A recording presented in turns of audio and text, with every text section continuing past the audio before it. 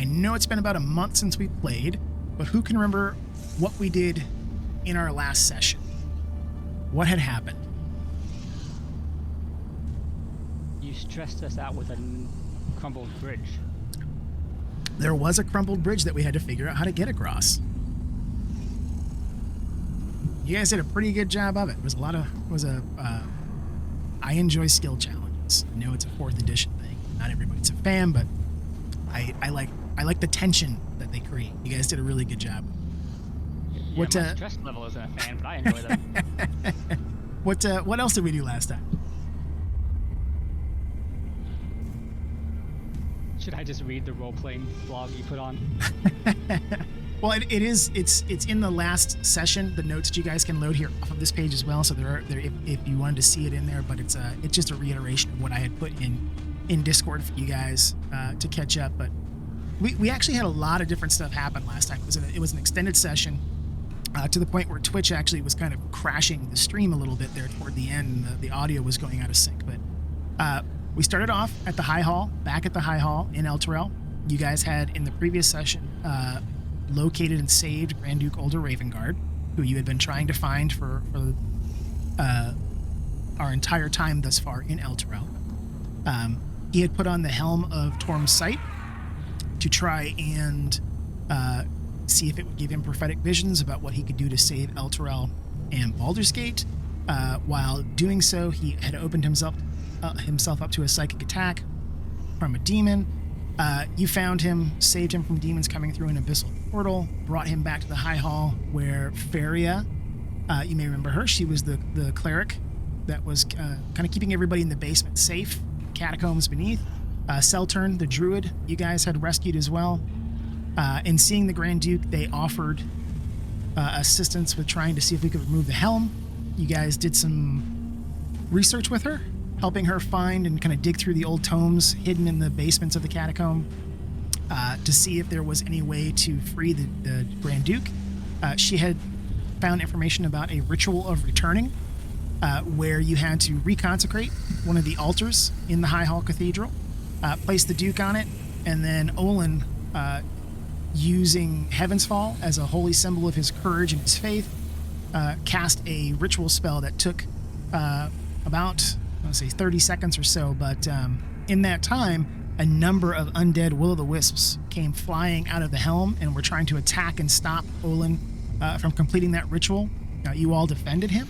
He was able to complete that ritual without falling prey to it himself, and the Helm of Torm fell off of the Grand Duke and rattled to the floor. Upon coming to, he regaled all of you with the story of his visions, what he had seen, and in doing so, talked about the importance of the Sword of Zariel, this magical artifact that the angel Zariel used to carry with her. So you may remember, this is going way back, because Lord knows we've been playing this campaign now for quite some time. Zariel is the Archduke of Avernus. She was a former angel who led the Hellriders on their charge into Avernus. The Hellriders were turned back, and she fell from grace. Basically, Asmodeus, the devil that kind of runs all of the 9 hells, was so impressed with her performance, her leadership, her dedication to her cause of defeating demons, that he gave her a choice that she could rule Avernus and work for him and continue the blood war. She could fight demons constantly, and she chose to do so. So she has been the Archduke, the leader of that 9th level of hell of Avernus ever since. You know from the Duke's visions that he had seen Lulu, our favorite Hollyphant, our little celestial golden elephant, that he had seen Lulu with Zariel in his visions, and that she had left with one of Zariel's lieutenants to take the sword and try to get it out of Avernus. In the visions, he saw that some demons and devils were chasing after her lieutenant. The lieutenant turned to try to fight and took the sword and stabbed it into the ground of Avernus, and Lulu helped cast a spell that created this like huge rock scab structure to grow up over the top of the sword. Lulu was able to remember some of that with the Duke's help as they talked about the visions that the Helm of Torm had given him. The Duke believes that because of the visions and what he saw, the best options, the best chance of saving Baldur's Gate and Elturel is to locate the sword, claim its powers, and use them to save all of these people. Though he was in no shape to continue, he asked the group if we would move on, try to find the sword. We agreed to do so. As part of that, we had to escape from Elturel. You guys may remember climbing down those infernal iron chains to get from Elturel down to the actual plains of Avernus, where the blood war was continuing. The demons and devils battling back and forth. Zariel's giant wedge flying fortress coming up out of the smoke, and spine devils pouring out of it, attacking the demons below you. And you guys were able to escape through some of the gullies and caverns, and you came to that broken bridge that we had to get across so that we could get to the plains proper away from the river Styx. But it had that 35 foot gap that we had to bridge using skills, ropes, and helping each other and keeping Alatar from falling 3 or 4 times into the depths. We made our way across, and we are headed toward Fort Knucklebone. So part of Lulu's memories coming back to her was remembering some of her time after she lost her memories. Maybe remember she kind of wandered Avernus for a while. She remembers meeting 2 bird folk.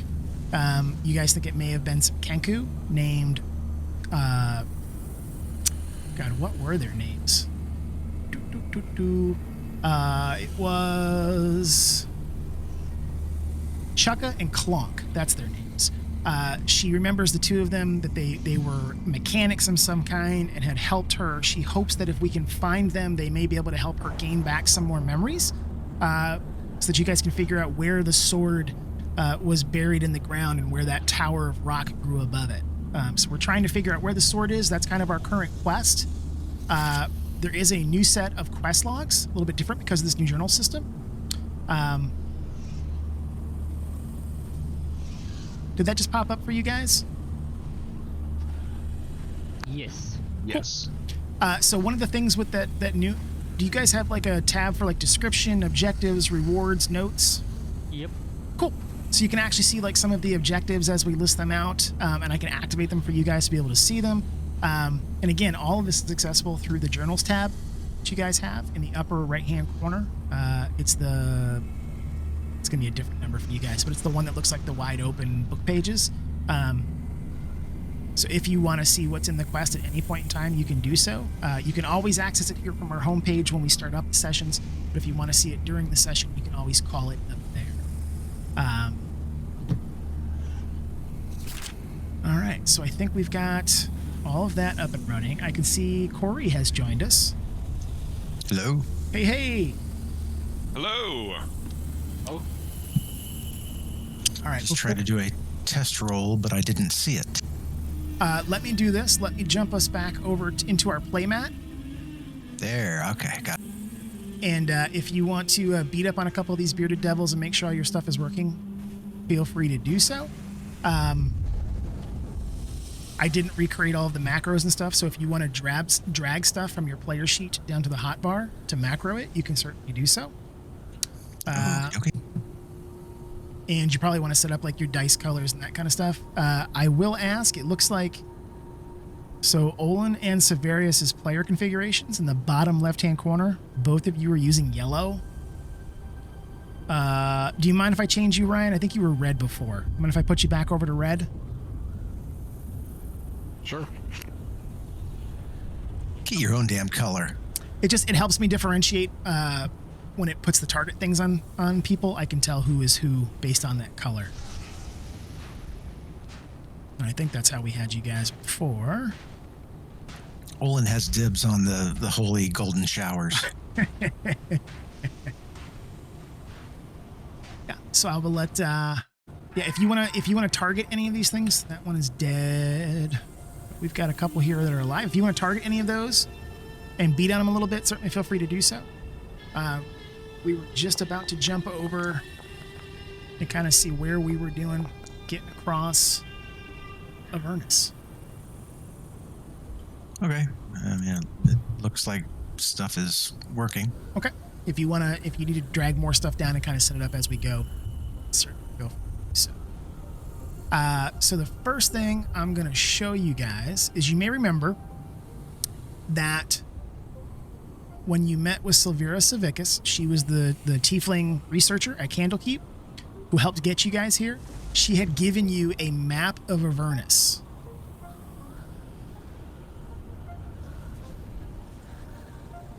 This is what it looked like. You may remember it was kind of crazy and it seemed like things moved a little bit. You will see that we have a party travel thing here again, kind of giving you an idea of where we are. But as you look at the map, you notice there's no names on things. There's just indications of different places. You may remember when Silvira gave you the map, she had talked about how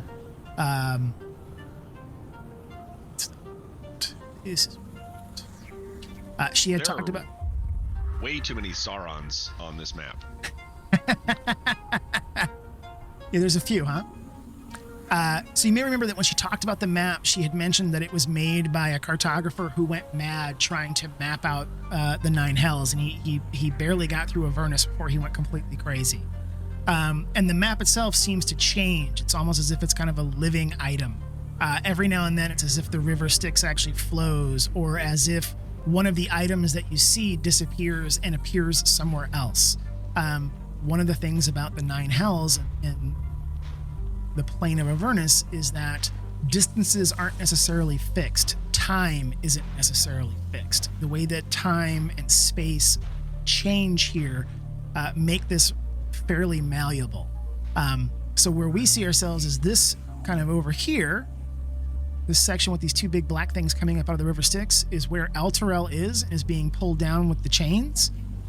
You guys have been able to kind of get to here over the last, let's say, 24 hours as we have been marching through, trying to find our way toward Fort Knucklebone. As we find places, I will add markers to the map. For example,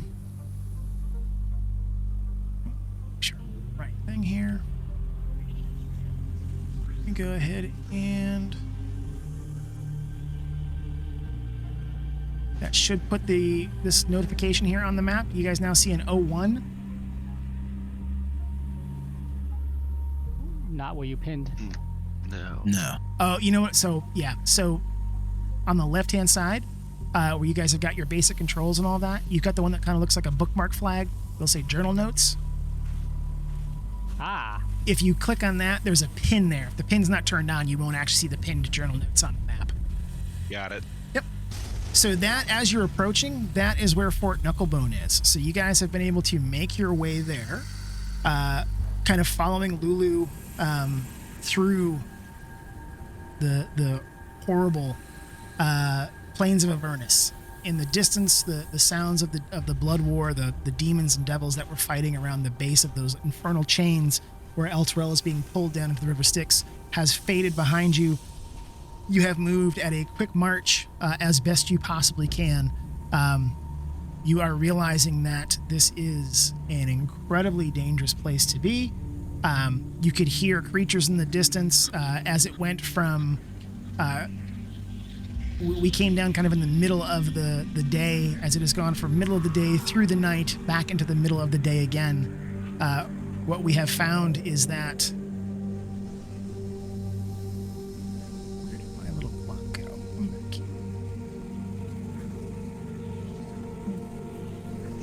My small time isn't popping up. I'll have to refresh my screen. But as we have found our way, you've been able to hear all kinds of just crazy stuff in the distance. And as you begin to go toward Fort Knucklebone, Lulu says that she's positive you guys are going to be able to find some help here. But as you are slowly making your way toward it, it is a fairly formidable looking structure. You see around the entire outside of it, there is just this massive fortified compound sitting atop a low plateau rising up out of a crater-pocked landscape in front of you.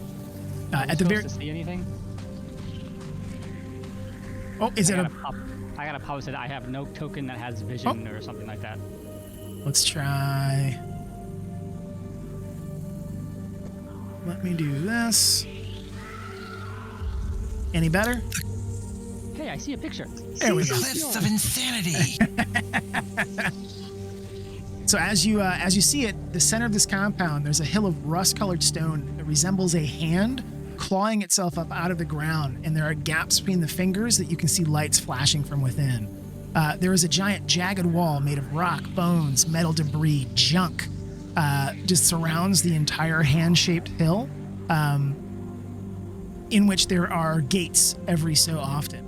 Other highlights visible from the distance include this giant gatehouse that Lulu is leading you towards, atop which stands a half a dozen small figures on watch.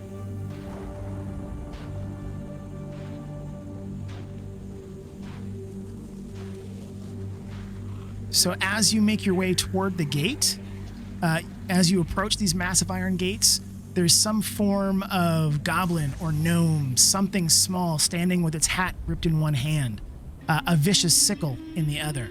Its fingers are thin and end in talons reminiscent of an eagle. The creature's hair is stringy and its eyes enormous and bloodshot. On the ground at its stout iron boots lies a body in a pool of viscera. It looks down, then crouches next to the body and dabs its cap in blood. Once the hat is soaked, it puts it back on, rivulets dripping down its face, and it smiles viciously back at you. It then turns and runs back through the gates to join its friends inside. And the gates shut in front of it.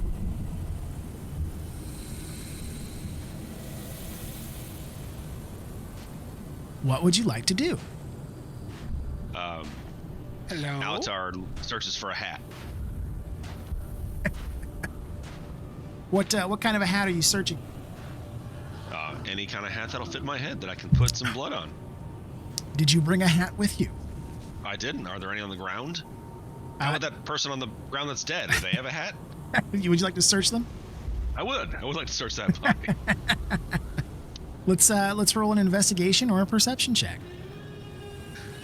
We're gonna start this evening off in the right way. Oh, are we paused? Shouldn't be. I'm having a hard time pulling up my character sheet. Let's try this again. There we go. Investigation.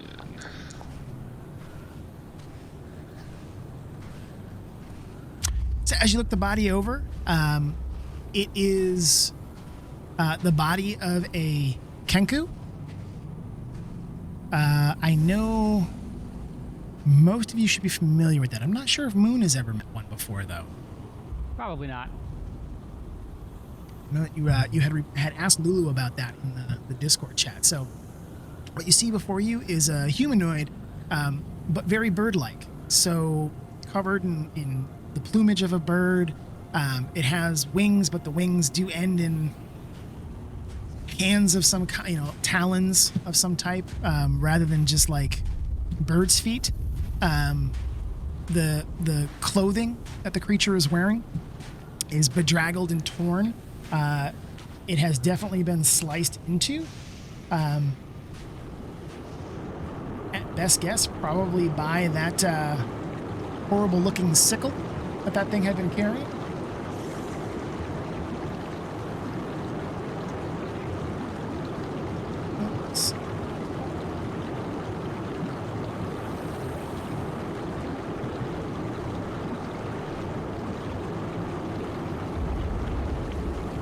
Switches over that.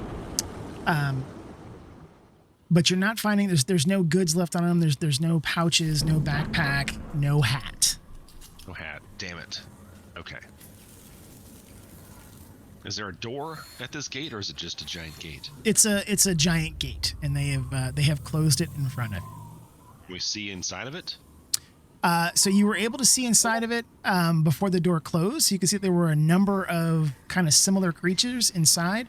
As you move up to it, you can see that there are two huge harpoon towers, one on each side of the gate, with some of those creatures manning the harpoons, that they slowly turn and point down at all of you. I say out. We wish to speak to your leader, or the captain of your camp. Our leader? What's the password? Yeah, what's the password? Password. That's not the password.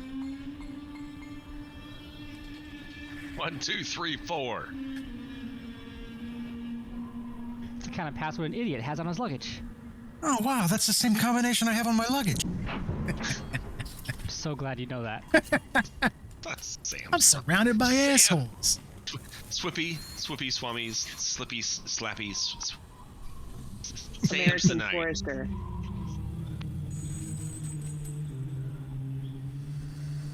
They're not gonna know the password. My God, look at how ugly the one with the horns is. Go away, no solicitors. I turn to Audrey and offer our bard an opportunity to have her silver-tongued way with them. Charm.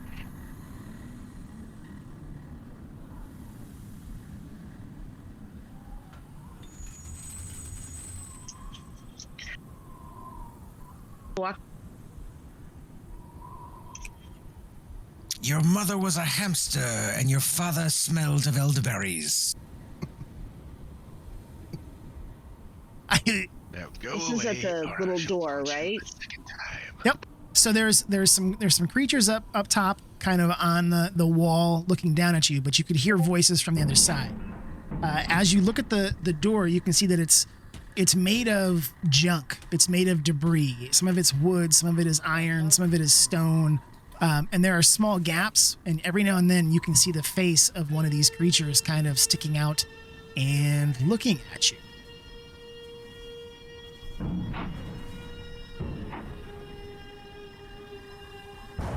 Let's that. And I'm gonna want you. Okay. So Oh. So through the gap, one of the things you see, oh no, it's a bunch of these little guys that look like that. Did that just pop up for you guys? Nope. No. Let me try it this way. Yet. Try that. How about that? Yes. Yes. Yep. I'm still trying to learn how to use this. So some of them look like that, and then some of them look more like this. Nice. Yeah, they're sexy little beasts. So I'd like to talk to them and see if possibly I could convince them to accept my bloody cape as an offering to let us through. Okay. So how are you going to do that? What's it look like?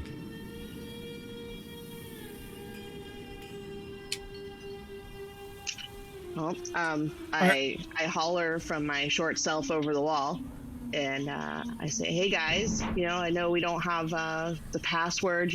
We're just a bunch of password idiots. No password, but I do have this lovely blood-soaked cape that I saw that you guys enjoy clothing soaked in blood. That maybe you would accept this lovely, delicious-smelling, moist, bloody cape in return for letting us pass through." Let's have you roll a persuasion. Persuasion or performance? I'll let you choose.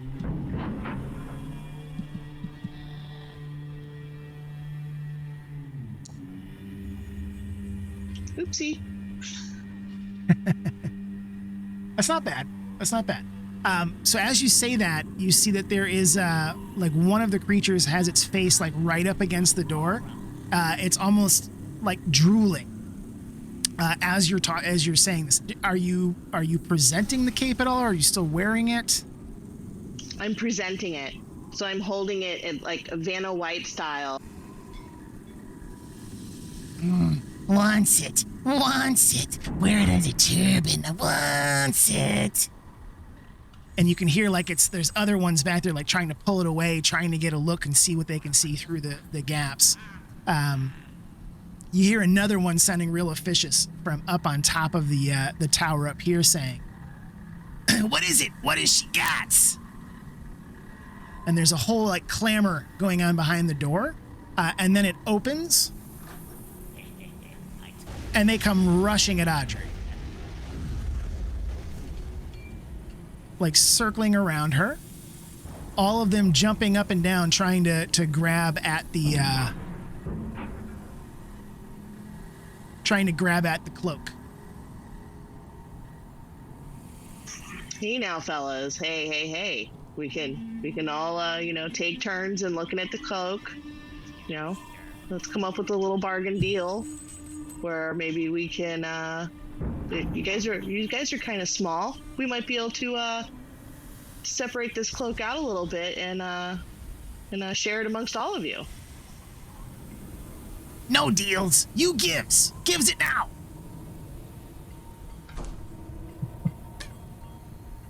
Did Dicker just move inside and close the door? Yeah. Alatar makes the deals now. Quick, ask him what the password is. The password.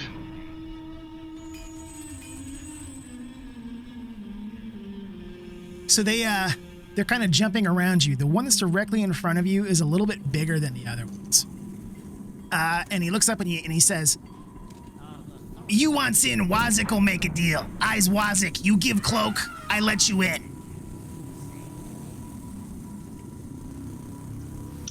I give you cloak, you let us in, and then you guys leave us alone as we go in. Then you get the cloak. Yeah. Just give Wazix the cloak. and he's pushing some of the smaller ones out of the way and kind of knocking them down. This little guy over here that's got the bloodshot eyes gets knocked down, prone to the ground.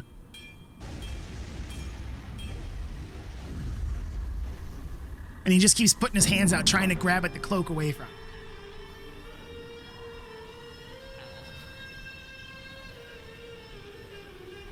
So I look over at the guys behind me, and I nudge at them to come a little closer to the door and kind of follow Alatar's lead as I turn around and kind of look at the cloak a little bit and try and draw them away from the door. And then I look at Wazik as, Severius and Olin slowly make their way through the door. I can't move my character. I can't either. Click on the little person icon on the top left. You guys are still in the bookmark thing. And so I wave the cloak around with my back facing the door. Okay. And I say, okay, here it is. And I go to hold it out and I go, oh no, oops. And I throw it to the southwest corner of the little guy. And then hopefully they all go running after it as I run in the door. All right, I'm just going to pause this for a second because I think Ryan's having problems moving his character still. I see his hands going back and forth like he's trying to drag him. I mean, the token control is highlighted. All right, I'm going to do something here real quick. Go user configuration. I'm going to release your character. And then re-add him to you. I'm just going to drag him up a little bit here in case he was stuck on something. Is he still not letting you move him? Yeah, I can't move him. Can you if you click on him, does he get like a border around him or anything? No. Yeah, I do get a border when I highlight. Click on him. Do the arrow keys let you move him? No. I tried that. No. So you've got the token control Just and happened. the select It just token happened. active? Yeah, it was me doing it. I was making Yeah, sure I it's got token controls and select tokens. It has been the whole time. Can you hit let's hit F5 just to reload it and see if it's maybe something weird.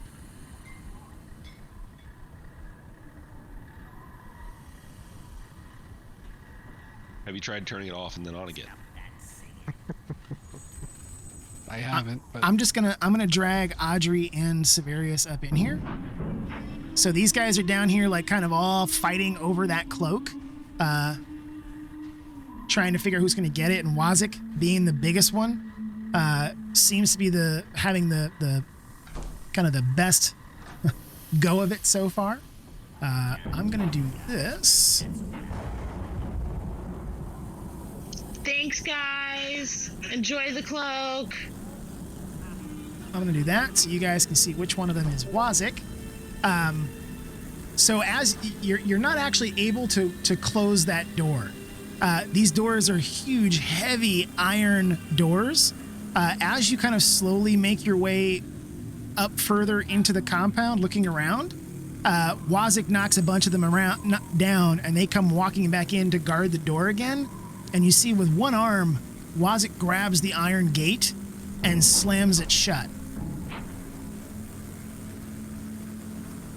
They are little but mighty. So as you look into this courtyard, it is a massive courtyard of dried mud and stone.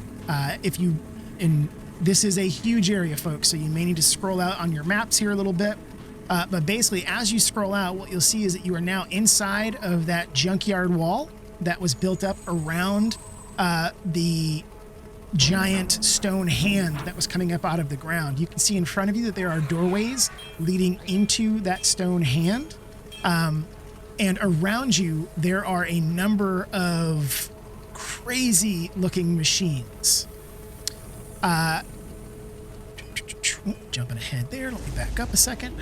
As you first come in to the fort, directly ahead of you, this is going to be kind of across it over here. I think if I do that, it should grab your guys' attention, kind of pull you over. You see that there are two Kenko who are working on this giant machine that is covered in blood and ichor. The area enclosed by the ramparts around you is littered with trash, mechanical parts. Some are put together in a way that kind of resembles vehicles, some of them with wheels and bones and weird contraptions sticking out of them. There are ramshackle structures everywhere, built from the same junk as the outer wall, providing shelter. Around you, you see dozens upon dozens of other small creatures similar to the ones that were fighting over the Blood Cape as you came in. Milling about. Some are working on machines, some are playing dice and other gambling games, others are just fighting in the dust and dirt. It's like a platoon of these small creatures, all of them looking like feral gnomes. You notice, though, that there is a differentiation between the two different types. Some of them have those tall red caps that are kind of dripping with blood, and others have the damp, smaller caps kind of hanging over their heads that seem to be dripping with some kind of vile ichor. Ahead of you, where I'd ping the map, there are a pair of Kemku examining one of those strange vehicles, chattering to each other in these high-pitched squawks. As you look at them, you can see they are carrying an assortment of strange tools. As you come further in, they see you, and they turn and stare in wonder, trying to kind of get a look at your group. I'm going to move you guys up a little bit closer to them, so you can kind of see a little bit more of the compound. As you get up to this point, one of the Kenku waves in your direction, kind of as if telling you to stay where you are. And you hear it in kind of this sing-song voice say, "What a deal, what a deal. Patience is a virtue. Can't keep the boss waiting." And then he runs off into the structures behind.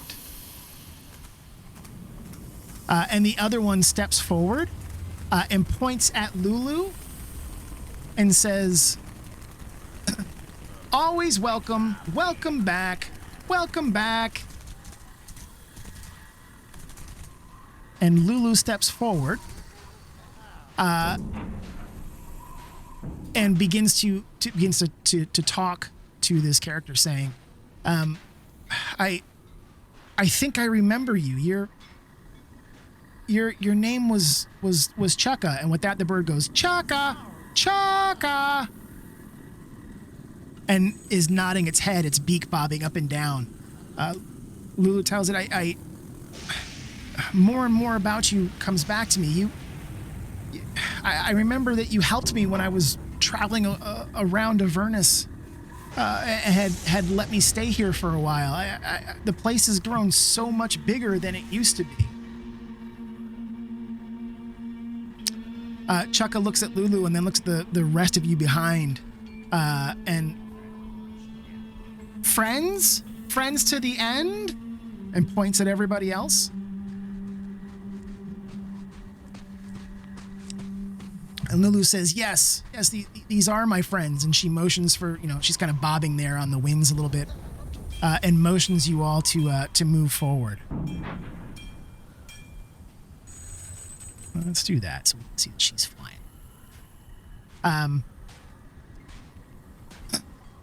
So who remembers anything about Kenku? We've met one before. They're just like recorders. They spit back stuff that they've heard, but don't actually have any language of their own. Yeah, yes, correct. So they are natural born mimics, and that tends to be the way that they communicate with others. So I know some of you guys. Oh yeah, are you able to move at all, Ryan? Is it? I still can't. Check one other thing.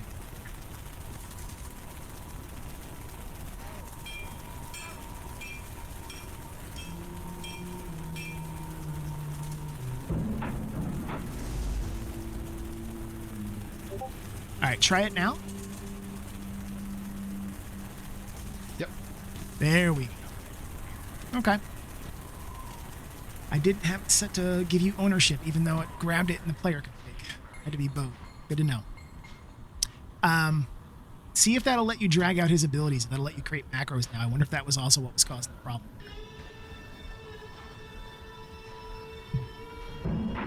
Yep. Cool. Yeah, if I can do it now. Cool. All right. So you guys have got Chukka here in front. It is looking at the group kind of expectantly, like, what has brought you here? And Lulu is telling him, we're trying to get some information about an item that we're looking for. I was hoping that you and Clonk might be able to help jar some of my memories.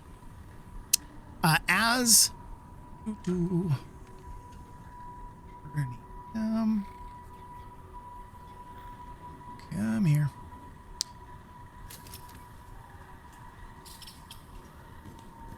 So as you guys are talking there, behind, you can see that Clonk is kind of making his way back, and he's bringing somebody with him.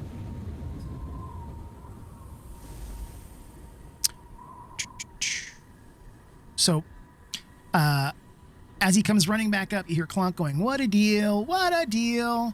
And he's leading a tall creature wearing a long, tattered shift covered in mud, blood, mold, and probably much, much worse. Well, kind of comes to there. This one here. Not there.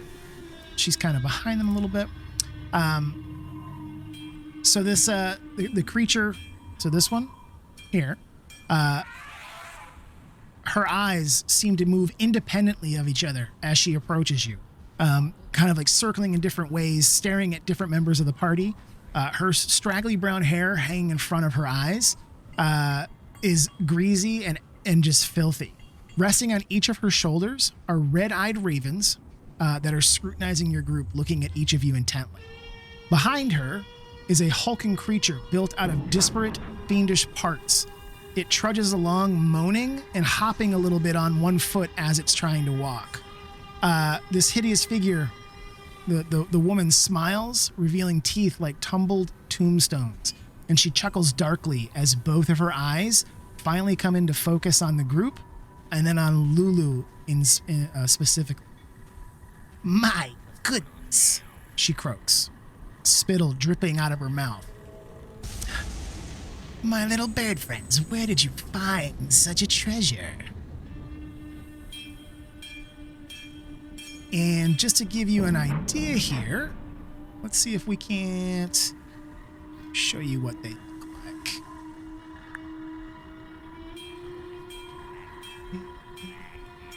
We need this.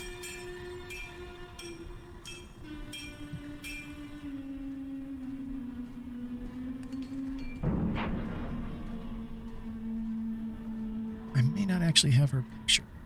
Let's try that. It's kind of what she looks like. Yeah. Mm-hmm. No. And that's what the other one looks like. The one Now, walking with her. Does it talk, or is that... Oh no, the big one just moans. It doesn't really talk. This is the one that... A that's giant just gonna, chode in his mouth.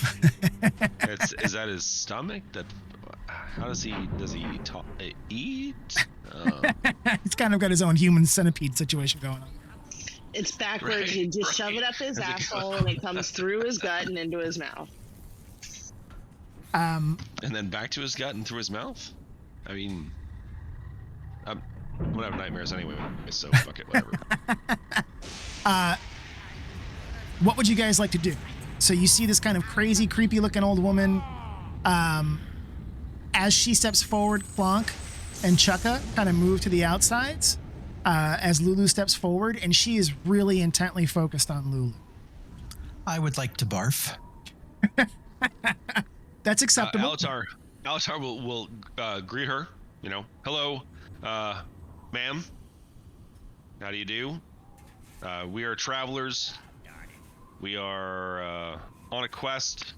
Are you the lady of the house?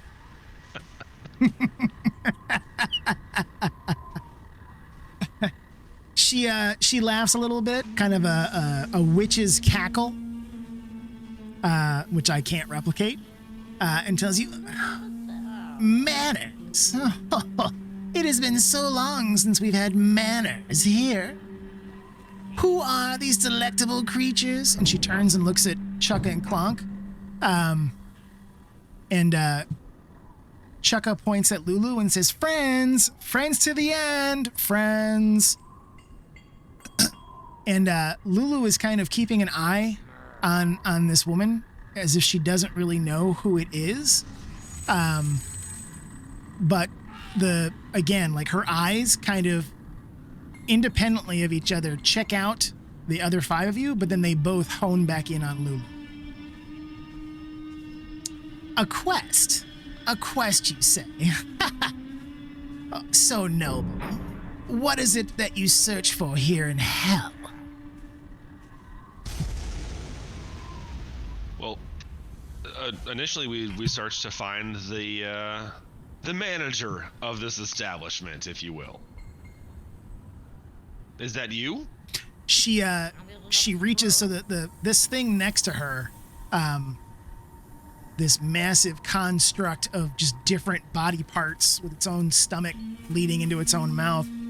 She slaps it, and this thing is towering. It's like 8.5 feet tall. She slaps it on one thigh and laughs. Did you hear that, Mickey?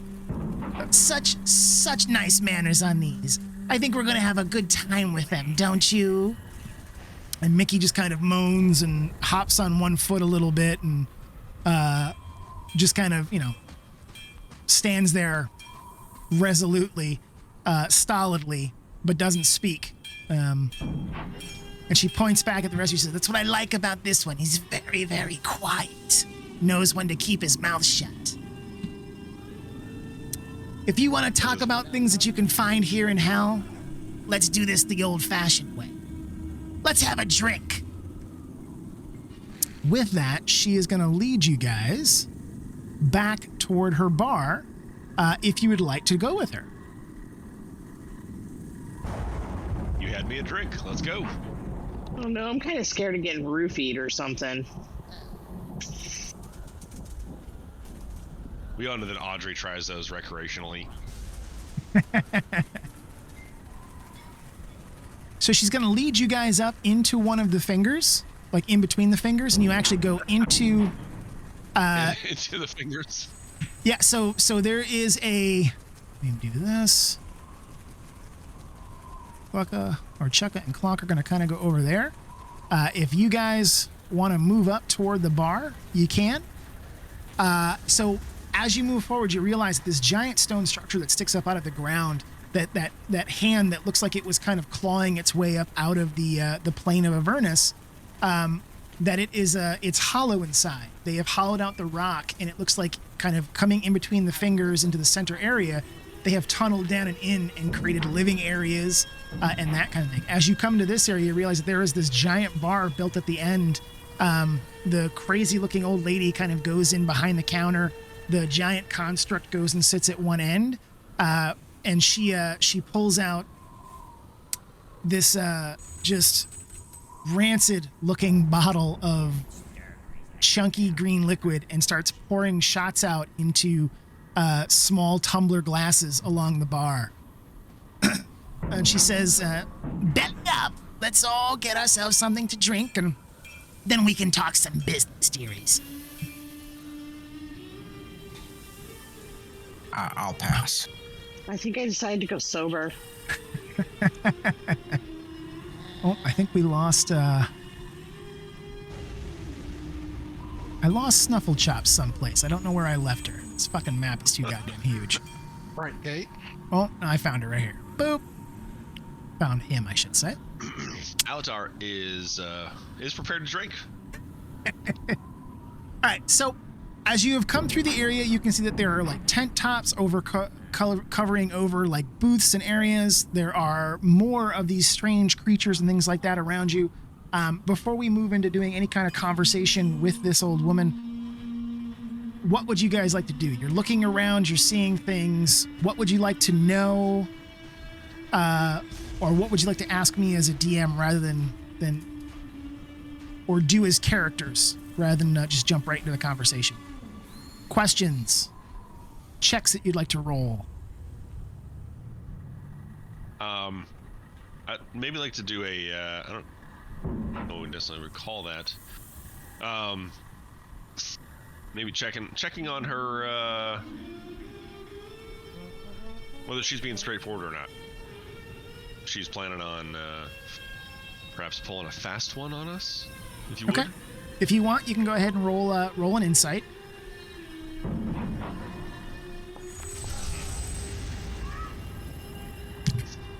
So you definitely realize that this is not a creature of good of any kind. She seems kind of like this crazy old grandma, but you notice that everywhere she goes, all of these little creatures like tip their caps to her. So you have picked up that if there is a power in this place, she's it. But you're not sensing any kind of deceit from her.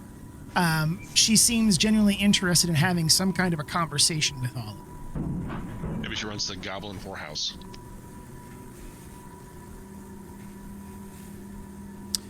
Let me ask you this. Do any of you have... I'm trying to remember if any of you have, like, any background or previous experience with the Fae. I don't think so, right? Not to my knowledge.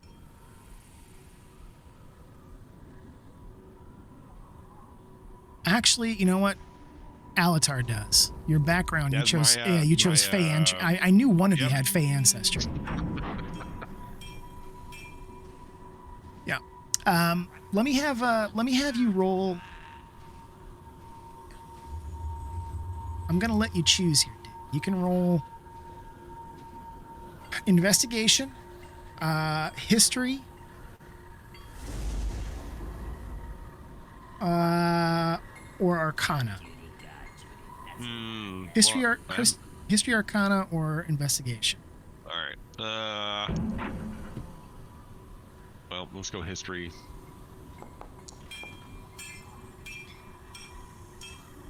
That's going to be more than high enough, sir. So, as you have come moving through this area, you alone recognize these creatures in the hats. Not that you have seen them before, but you have heard fairy tales of them. What you are seeing here are redcaps and madcaps. The ones with the tall caps that look like angry little dwarves are called redcaps. You know them from like the nursery rhymes and folklore tales that your mother told you when you were a child. They are known as these homicidal, maniacal fey creatures born out of bloodlust. They are very small, but have incredible strength, which they use to hunt and kill without hesitation or regret.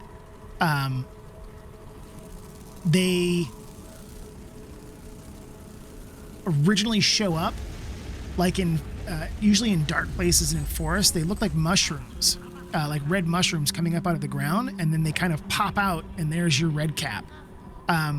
Every 3 days, they have to completely soak their hat in blood, or they disappear back into the Fae. The madcaps are something altogether different, and you have a hard time believing that they even exist. They are redcaps that spawned in hell, and rather than dipping their hats in blood, they dip it in demon ichor, and it drives them absolutely insane. So as you guys are kind of moving through, it is amazing to you that they are all not just battling and fighting left and right and tipping their caps to this old grandma, strange woman who has led you back to her bar inside of her rock hand. So you know that. If you want to share that in some way, shape, or form with the others in your party as you were kind of walking up here, you can do so. I will. I'll start whispering, kind of the general information to Olin and Severius, since they are closest to me, and ask them to quietly share it, pass it on, and kind of chuckle to myself that this is actually happening. Oh no, this is going to end up like the telephone game, isn't it? It better not. Get your shit together, boys. It's game time. Okay, so as you get up here, so Alatar has passed some of this information on to you. All of you can choose what you're going to do, but Maggie pours the drinks. She immediately takes hers and slams it back, and then looks expectantly at the rest of you. Can I identify what it is at all? If you'd like, you can do perception.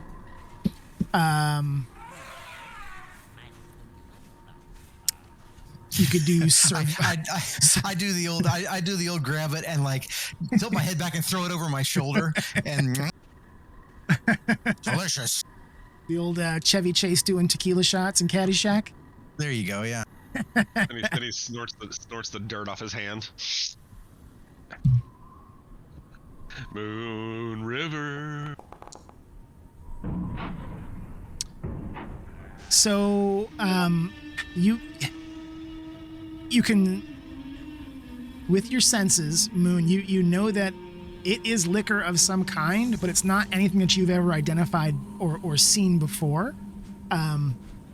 If Olin's really going to take the shot and try and toss it over his shoulder, I want him to try and do a sleight of hand check for me. No, I was just joking. He's just kind of going to, politely decline. Okay. I'll take a shot. Alatar is also going to. So Maggie, the woman already took hers. Yep. Does she still have her glass on the bar? She does. I'm gonna clink it. Look at Severius. Cheers him. And throw it back. Okay. I'll do the same. Okay. I'll toast Avernus and Mad Maggie, and drink down my shot. Okay. So it tastes absolutely atrocious. Wrong button. It tastes disgusting. It's chunky. It's vile. It's everything absolutely wrong that could possibly be wrong with liquor. Let me have you guys roll a Constitution check for me.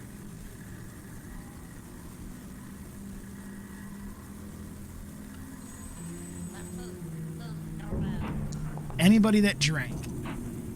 Alatar is going to be okay. Or ability check. Just a Top. saving your, throw. Do a saving throw. If you just click on Constitution, it should pop up and let you choose ability or save. Oof! Oh, by the hair on his horns, Severius makes it. The DC here is a 10. Did anybody else drink? Or just I was just distracted by the rocks on the ground. All right. So Maggie smiles. I should say the old lady here smiles and laughs. She's like, good. It's good to see that you have strong stomachs. Demon draft is not always for everyone.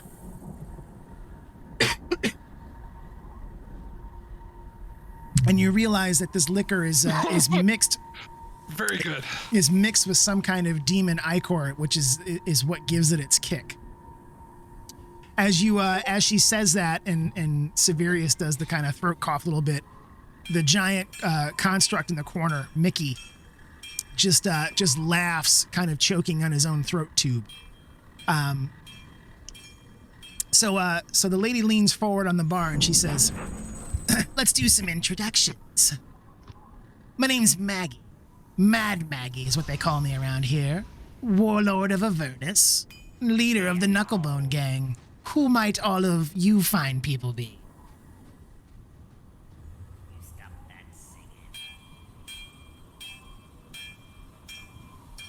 I can't remember if we had a classic, a traditional name. But we're on a quest. And you might be able to assist us. I'm Altar. It's nice to meet you. Thank you for the beverage. As you were talking to her, those red ravens that were on her shoulders suddenly fly off and fly up toward the ceiling, and you suddenly smell the stink of sulfur. And you see that one of her eyes kind of follows them up to the ceiling and then comes back to focus on Lulu while the other one is staring straight ahead at Alatar. It then pivots around to the rest of you. And the rest of you might be... I am Moon. Olin Ironwill at your service. Not many tabaxi make their way here. It is a pleasure to meet you. And the stout folk? Not many of them choose to lower themselves quite this far. And she chuckles again. And then she turns and looks back.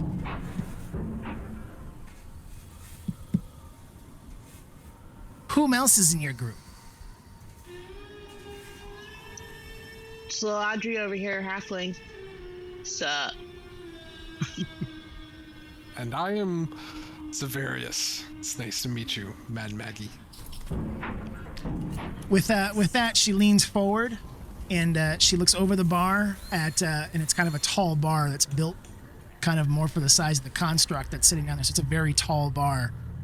She looks down over it at Audrey, and she sees that you have, the different musical instruments that you carry strapped to your packs and your hips and that kind of thing, and says, "Dearie, it's been a very long time since we had anyone here that could play us a tune. It would please me if at some point you would regale all of us with a story." And then she turns to Severius, and she gets a little bit of a grimace on her face. You've the look of Asmodeus, or Mephistus, one of those other devils. Hopefully we'll have peace here. And she looks at her weapon and she goes, "Paladin."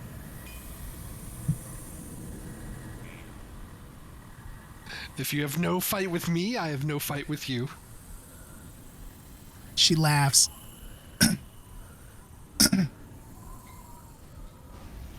"No need for fights. Not quite yet." She turns and she looks at Lulu and she says, "And now, you precious one. How have you come here?" And Lulu is kind of hovering above the edge of the bar a little bit, and Lulu gives her story, that she has lost her memories, but she remembered Chukka and Clonk and came here hoping that she could learn more about an object that she seeks. But as she's saying this, she looks back at the rest of you, trying not to give too much information away and trying to get your approval for what she's saying to Meg.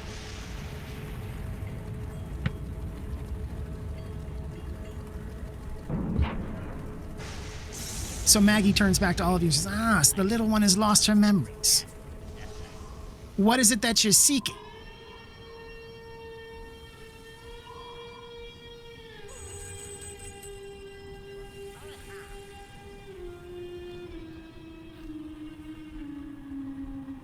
It is something that we seek to right a wrong.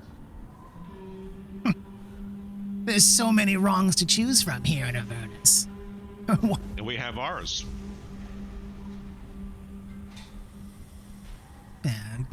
Keeping your secrets close to your chest, I see. It's respectable, respectable. As she's saying that, you notice that kind of over here, bubbling up out of like a bowl of liquid of some kind, is suddenly this skull that kind of floats up out of it and then lands on the bar and like hiccups, burps, and it's the light in its eyes. So look, this is what it looks like. It's like this. It's a skull with like green flames coming out of it, fire in its eyes. The lights Green kind of flame. the lights go out a little bit, and you hear it begin snoring on the bar. And Maggie goes walking over to it and swats it with one of her long-fingered hands. Tells it, "Barnabas, you're snoring again. Get out of here. Go back to your tent." And it kind of wakes up, and you hear it. It's clearly drunk. Sorry, Maggie. I'll clear out. And it kind of slowly, bobbingly makes its way out of the finger, heading back out toward the main encampment.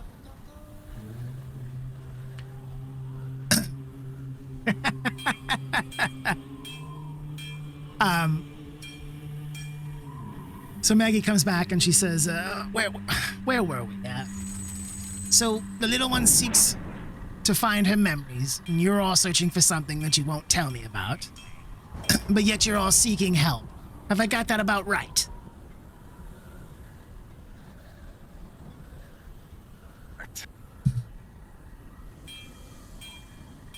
Sounds about right.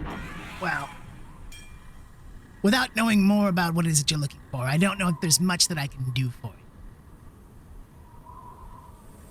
It would be, since we're new here, getting our bearings and understanding where we are would be very helpful. Helpful, would it? Well, what would I get out of it, my dear paladin? I am running a business here, you know. One free shot isn't going to put me under. But as you can I don't see, expect charity. Are you What do suggesting? you want? Are you suggesting we make a deal? And with that, her eyes light up. We can Yes, explore sir. that option. Yes, sir. Do I look like a bard to you? You're always trying to charm the women. She looks like your type. The bard would bang her. No, I'd go after the tube mouth dude. Throat tube. Mr. Smiles like a Packing donut. some heat.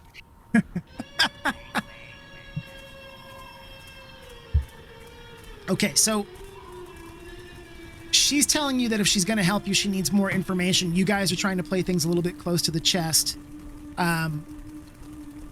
She's not being aggressive or any of that kind of thing, but it's pretty clear that if you want to make a deal with her, she's going to want to dictate some of the terms. What would you guys like to do?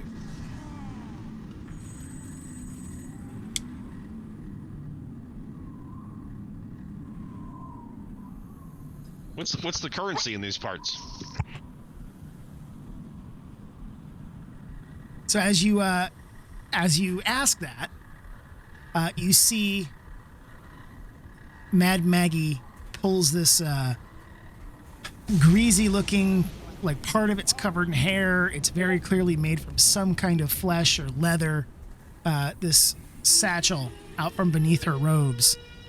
She opens up the ties and reaches one long, skinny-fingered hand in and comes out. And she puts a large iron coin on the bar in front of you guys. And she says that this is, and kind of reverently says, this is the coin of the realm, as they say.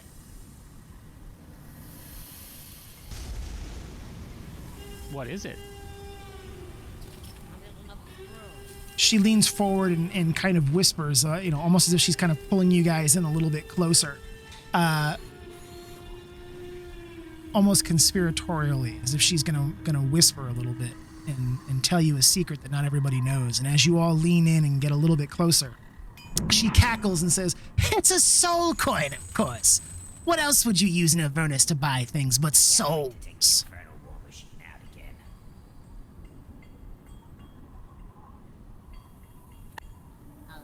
I mean, it makes sense, I guess. Mad Maggie, is there anything that you would like? You were particularly looking for? She leans forward and she says, "Well, I don't have much need for hard labor, as you can see. I've got people here for that." She points at Chuckle and Clonk and says, each of them has their own problems trying to fix things, fill orders. You see, we fill sort of a niche here in hell. Me and my Knucklebone gang. There are warlords all around us, ravaging their way across the plains of Avernus. Some of them running to the demon war, some of them coming back. All of them beating the ever-loving shit out of their infernal war machines, driving them far too hard, getting into battles and such. Well, we fix them. We repair them when we can, keep them running. Keeps the other warlords off my door. Earns me a few extra soul coins here and there. Gives me a place to call home, so I can do my real research, the thing that keeps me here.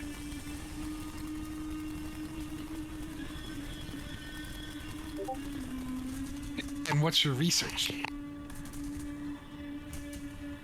She kind of goes behind the bar a little bit, like kind of over toward this wall, and you realize that there is a curtain that's kind of hung across this space, and peeking through from the other side is a little bit of some kind of a tapestry, and she pulls a cord and the curtains fly back, and the tapestry is, you have seen something similar in Candlekeep. You may remember when you guys went through Candlekeep, there were all kinds of frescoes and art, and one of them was of the Hell Riders, their ride into hell against the demons, led by Zariel. And as you see this, it is a kind of a replica of that, but it's been changed. It's almost changed in the same way that all of the artwork in the High Hall was changed. You may remember in the cathedral, all of those beautiful frescoes to the gods of good had been warped in some way, and this has been warped a little bit as well. But the only piece of it that's changed is the angel figure of Zariel. Rather than being like that golden figure that you saw in Candlekeep, this version looks like what she is now, the Archduke, a devil of Avernus with a fiery halo, burning wings, and flaming, almost dead eyes. And with that, Maggie comes running back and she goes, "It's Zariel that I want to know more of, the imposter. She came here and took over hell. And what had she ever done? Who is she? A fallen angel, somehow chosen to be by Asmodeus? It sickens me. There's not an evil thing in her body. She just wishes to fight the demons. I want to learn more of her, how she became who she is, why she is the favored. Hell has been the same way for eons and eons. And suddenly, within the last 100 years, we have a new Archduke, and no one knows anything about her. The more I know, the more I can sell to the other warlords. The richer I can become. The fatter my pockets will grow with souls. I wish to know more of Zariel. And she's got this like heated feverish look in her eyes as she talks about it. And her eyes, as she's saying this, lock back in on Lulu. Can I like insight or sense motive or whatever it's called on that? Why she keeps looking at Lulu? Yeah, certainly. Lulu was her companion. But how does she know that? Well, Bonk and Chukka recognize Lulu. So you're not quite sure why she's focusing in on Lulu as much as she is, but so you do know that there is a connection between Lulu and Zariel. So between the different memories that Lulu has brought back and the visions that the Grand Duke shared with you from the helm of Torm's sight, you know that Lulu was part of that group of Hell Riders, that she was friends with Zariel in some way, shape, or form. That when Zariel began to fall, she asked, I think the name was Yael. So Yael was one of her top lieutenants, and she asked Yael and Lulu to take her sword and get it out of Avernus. And they were tracked to the portal, and before they were able to get out, they were attacked by a demon. Yael planted the sword in the ground, and Lulu helped to kind of cover it up in that stone structure. So there's definitely some kind of a tie between Lulu and Zariel. What you're thinking here, Moon, watching this interaction, is that maybe Maggie knows more than she's letting on. That's where I was kind of going with it, is to, like, do I suspect that she already knows who Lulu is, and there's really no point of hiding it, kind of a thing.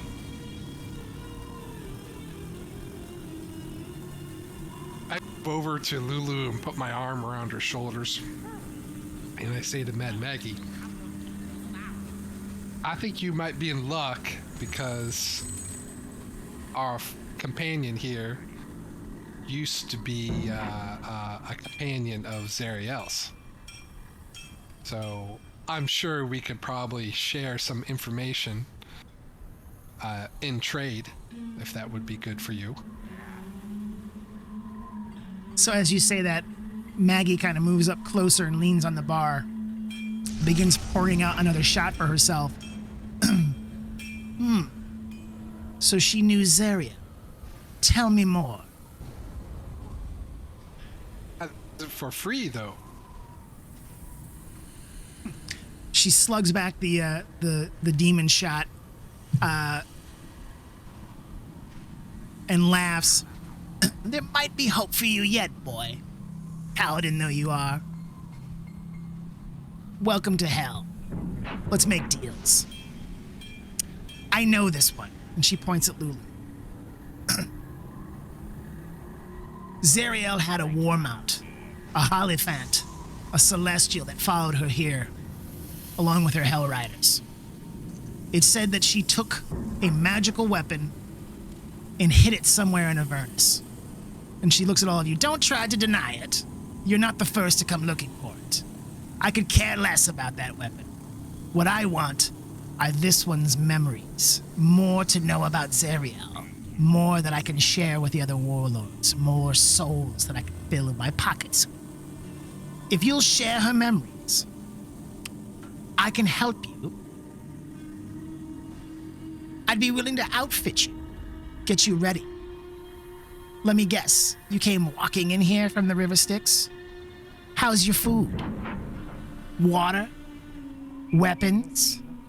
Transportation? Are you just gonna go traipsing about Avernus, hoping you find what you're looking for? Well, maybe I can make that a little bit easier. So what do you say? Memories for assistance? Do you want to make a deal?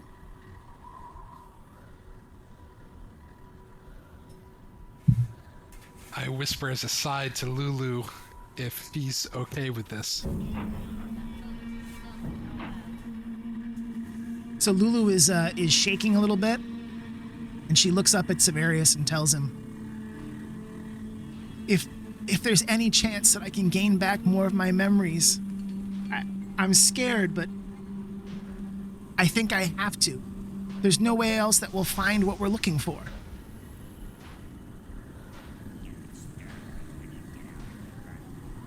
How do you propose you obtain her memories? So Maggie looks at the rest of you and pauses for a moment. She kind of crosses her arms, one hand kind of tapping a finger at her lip a little bit as she turns behind the bar, clearly thinking. And she says, I think I have the magics that would let me do it. If the little one is willing, and she points at Lulu, I propose that we can cast a slightly modified communication spell. Something that will let us look at her memories, relive them, almost as if we were there as they occurred. And no harm would become her. Yeah. Harm? What harm? Their memories. There's things that have already happened. Trust It will not be a painful transaction, is my question.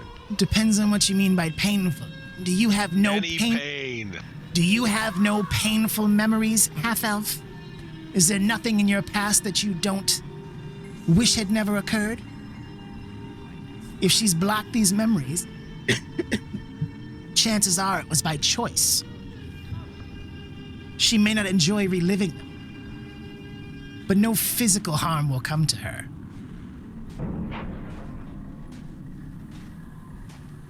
What you think, Lulu? So she's clearly scared, but she looks at all of you and she nods her head and says, if it's the only way, I would do it. What would we have to do? She turns and she asks back to Maggie. Maggie tells her, why, for you, my dear, it's as simple as sleep. For me, it means preparing quite as difficult spell. I'll need 24 hours to prepare mentally, and then I will guide the 5 of you into her memories. She will sleep, and you will enter into them. You will then have an opportunity to try and help her remember. If you do so, her memories will come back to her. If you fail, well, that's on you then, isn't it? But if you get me these memories and let me see what she knows, I'll have my Kenku here outfit you with your very own, slightly used Infernal war machine. You'll find it gets you across the plains much, much faster.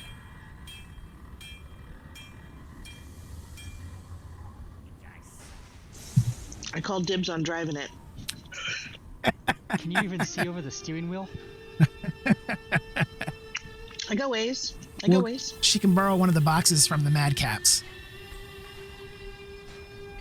Put blocks on her feet like short round. Do we have a team meeting? Excuse ourselves from Mad Maggie. Sure. So she says that it's going to take her a night to prepare. If you guys want to make your way or move around the compound, you can certainly do so. She just kind of leans on the bar and gives you an eye and tells you, just be careful of these little fey bastards. They pack quite a bite. Not all of them are housebroken. And with that, Mickey kind of laughs, bobbing up and down his stool in the corner. So if you guys want to move around and like check out the place, you can certainly do so.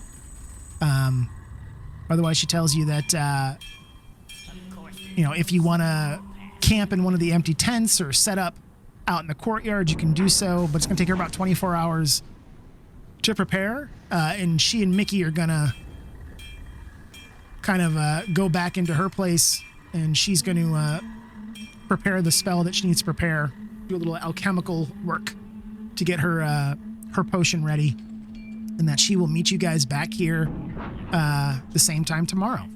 Did I miss us agreeing to this, or?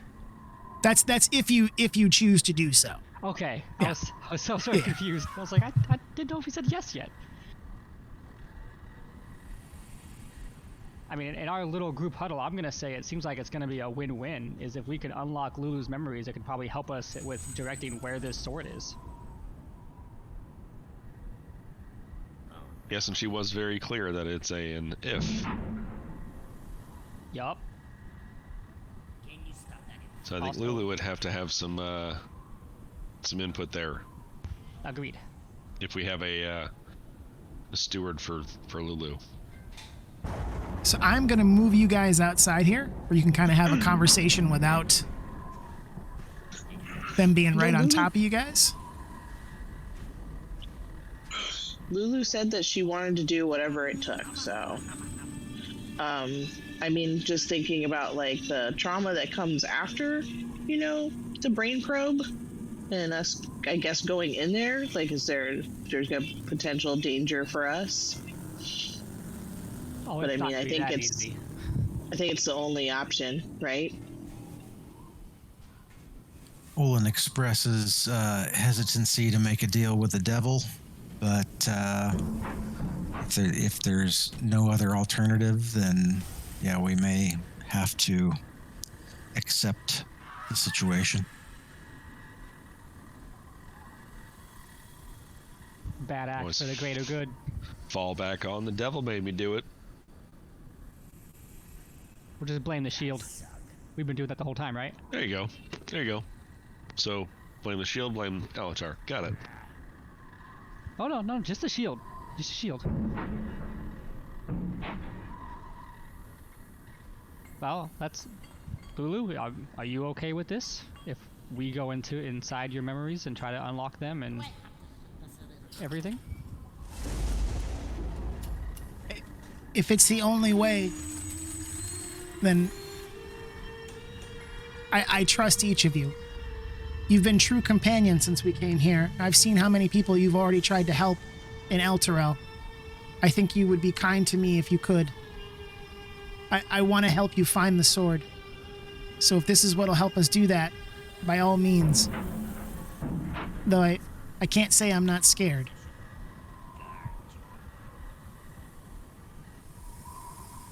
Well, I know for myself, if we do this, I will do everything I can to make sure that, you know, it's all on a positive note for you.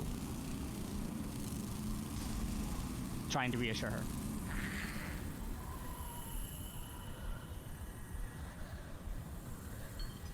She thanks you for that.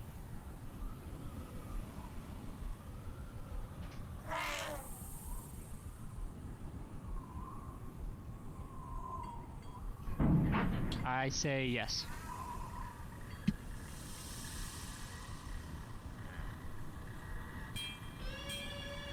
So what does everybody else say? You guys, is everybody on board? Alatar's in. Olin doesn't like it. concur. Olin doesn't like it, but he will abide by the choice of the group. If her brain feels boo-booed after, I'll charm her into thinking that she's fine.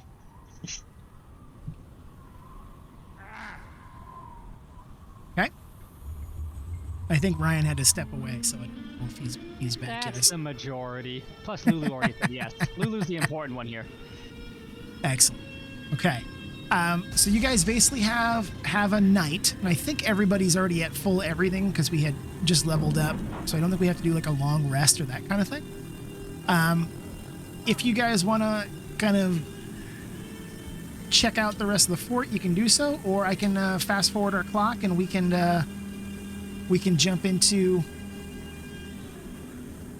I kind of want to take a look around. There might be some interesting things here. Can certainly do so. I do so. I want to check out these infernal war machines that she's offering us. So there are a bunch of different machines here in the courtyard, in bits and pieces of different machines. You can see here, like just to the south of you guys, there is an imp darting back and forth over the head of a like super ugly looking creature. I mean, isn't that most of these things? Yeah, this one is this one's I mean, they're all they're all fucking gross. I was thinking when we came in, those Kenkus were working on one. You said, right? Correct. I want to kind of talk to them about them because I figure they might, in their repeating way, have some insight into that. All right, do you want me to bring everybody back over there? Or does anybody else want to go do something different? I'm good. I'm down. All right. I kind of wanted to explore, but Yeah, that's kind of what they're doing. They just wanted to go back and talk to Chuck and Clunk. If Severius wants to go off on his own, he can certainly do so.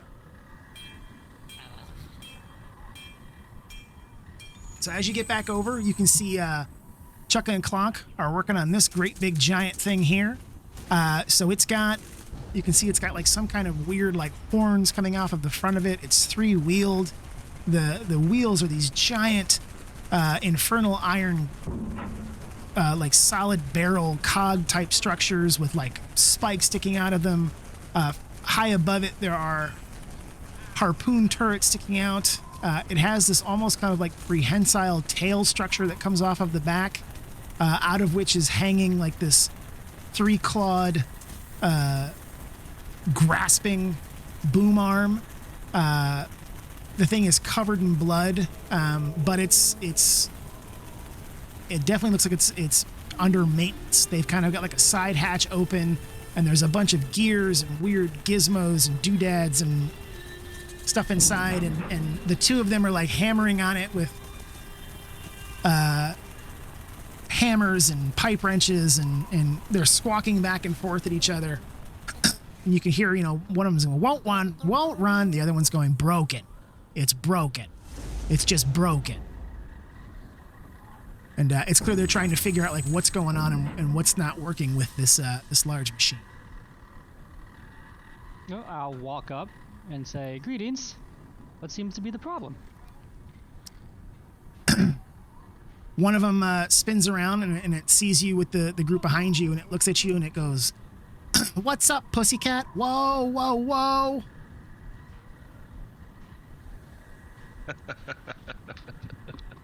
Wow, a Tom Jones reference written into the module, huh? It's amazing how they plan for me. I was hoping you might be able to tell me more about these machines. So so as you look at them, you realize they look like they might be twins, but they're very differently sized. So Clonk here, the top one, is quite a bit bigger, and he doesn't do a whole lot of the talking. He's the one that ran off to get Maggie when you guys first showed up. Chukka seems to be the voice of the two, the one that tends to speak with outsiders more. So as you ask that, Clonk kind of turns back trying to work on the machine, but Chukka is willing to talk with you. He points at the big machine, and he kind of tilts his head a little bit, and he turns back and he squawks something at Clonk, and then Clonk squawks something back, and then Chukka turns and goes, pointing at the big machine, goes, "Grinder. Grinder. Demon grinder. Broken. Broken grinder."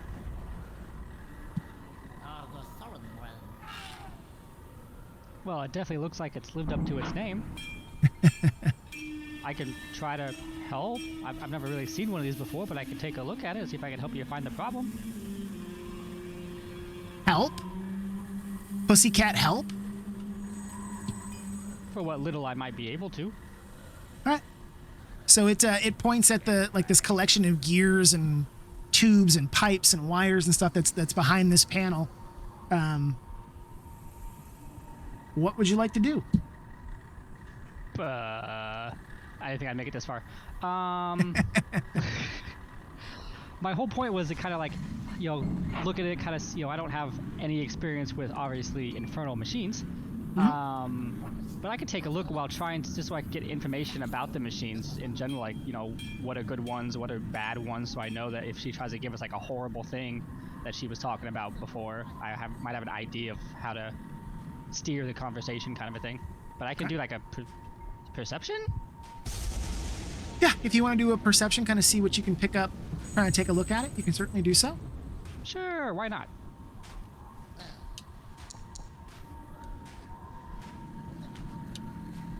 So as you're looking into this panel, you can see that there's a series of different gears, and it's almost as if like they're humming, as if they're trying to turn, like they want to rattle, they want to turn, but they're just not able to do so. Something is stopping the gears from turning and going in the right directions, and turning the gears that are attached to the gears, so on and so forth. So I pointed out, in case they haven't already seen it. Can I like identify more specifically as to what it might be? You certainly can if you want to do that. Rather than perception, I think we're going to use investigation, just because that would be, rather than intuition, this one's going to be like. I rolled horribly. So with that investigation, you know that there's something wrong with the gears, but you're not sure what it is. Okay, well, I'll point out the problem area, just in case they hadn't already found it. Okay. Is anyone high in investigation? Me. Can I take another look? I don't know if it You works certainly that way. can. Oh, You cool. certainly Yeah, can. I'll do that. I rolled one lower. I hate this. So you still haven't been able to figure it out. As you're looking over their shoulders, Bonk just starts beating on the gears with a huge monkey wrench. And he's like pointing at you, pointing Anyone at the gears, else help? like, yeah, this is how we fix it, right?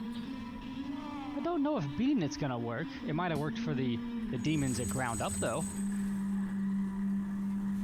Could anyone else help and maybe take a look at it? If I could roll above a 3, that would be awesome. Can Olin? It's not really a perception type thing, is it? No, so Investigation. so in this case, so we used perception to figure out that it was something with the gears because we could see that, but now because of the way the gears interconnect, I would say it's probably going to need to be an investigation check Okay. because we're I'm gonna trying do to. a third time's a charm. I'll try with my nimble little hands. Just shove the halfling in and take a look.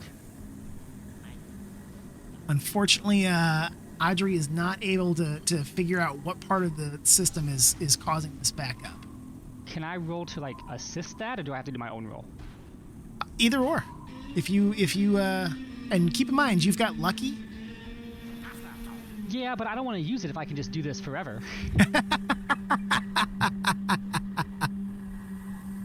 I like the honesty. Hey, there we go. That's a little better.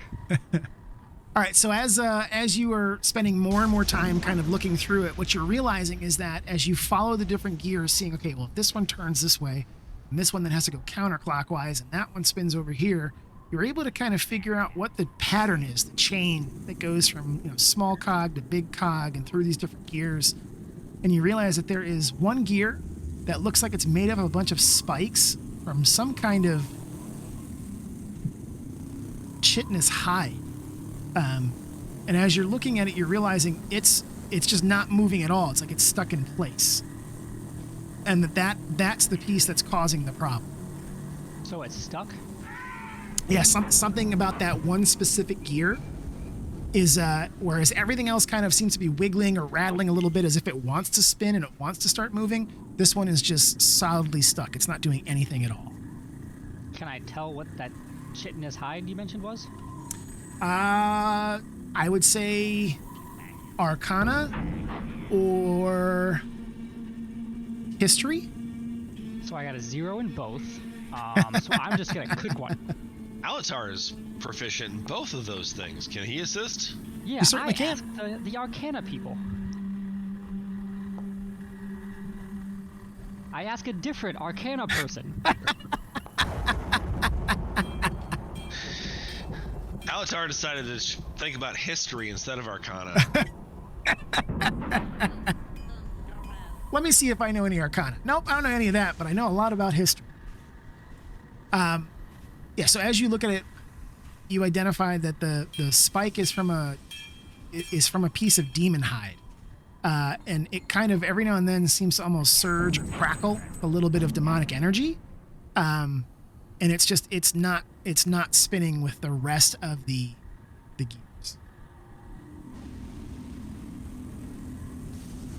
Alatar knew that turning out his history pocket would provide a little bit more information than the Arcana pocket. So what you guys have got here is inside there is a piece of demon hide that is being used as a gear, and it every now and then surges with a little bit of demon energy, and it's fighting against the rest of this devil-made machine. What would you like to do about it? If anything. Would my history tell me what a substitute for demon hide? Wipe that smile off your face. You could certainly try.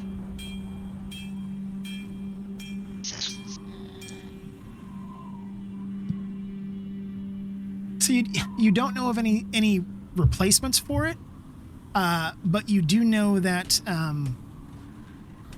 demon energy and demon magic can be dispelled. Okay. I share that with the group and our Kenku friends. Dispel. What spell? Dispel. What spell?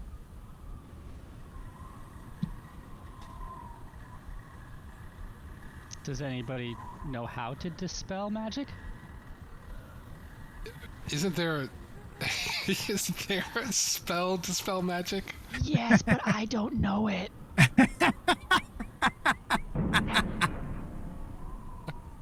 I'm hoping one of the magical people might. I have another idea if we don't.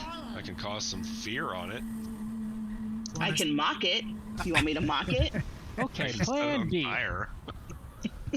I'm gonna go over to it and I'm gonna open up a flask of holy water and kind of, spray it into it and see if maybe I can unstuck it with that. Counter, holy to evil kind of thing. All right. Let me have you. God, what would that be? What kind of a check-in? Ranged attack Olin roll? will go ahead and cast Dispel Magic on it. Oh, thank God. Okay, that works too. No, hold on. Alatar wants to know what happens when you throw holy water on a demonic Machine? On a, infernal machine. on a devil ride? Okay. Yeah, let's let Moon go ahead and go through with that. I'll heal him if he dies. Maybe back up a little bit. Maybe back up just a little. Put it in the gas tank. You already committed to it, so let's see what happens. Hey, I'm Roll for those it. dice. Let me have you roll a survival check. Aha! So as you get ready to pull the stopper off of it and go to, all of a sudden, like, Chukka just grabs the top of the bottle and, like, turns and looks at you very closely in the eye and just goes, no. He Like- spoke. Okay.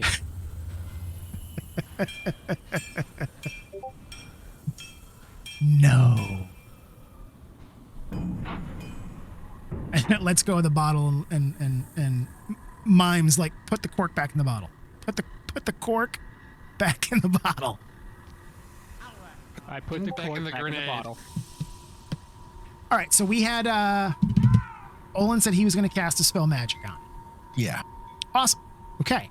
So as you cast your spell, the surges and crackling energy from that piece of demon hide suddenly kind of spark out of the machine and fly up into the sky. You can hear the wailing of some kind of a creature as it does so. But suddenly the gears inside of the machine begin spinning again. Chukka and Clonk back away from it. Smoke begins pouring out of the exhaust. And it absolutely reeks like burning bodies and sulfur. But this wild giant machine suddenly like breathes and comes to life, rattling in place. The power of its engines literally shaking the earth beneath your feet. And Chuck and Clonk are kind of dancing around in a circle a little bit, tapping their monkey wrenches together, very clearly happy. And Chuck is saying, "We eat tonight. We eat tonight. We fixed it." Not useless. Not useless, Chuck is going. So the machine has come back to life, and you guys have been able to help them get this giant machine rolling again. I'm sure that's a good thing, right? That is probably. I mean, It's a thing. Our new whip. It's our new whip, y'all. It's a thing. So guys, I need to take a 10-minute break right here just to use the bathroom, and Marcus is behind me completely freaking out if you haven't heard him. Jeanette's out tonight with a friend seeing a movie. So I am home with the old doggo on my own. So let's take a quick 10 to 15 right here. It's 9:05. Let's be back by 9:20 at the latest. And we will jump back into things. I'll take a quick dog walk, and we will go from there. Okie dokie. Thanks, guys. Be right back.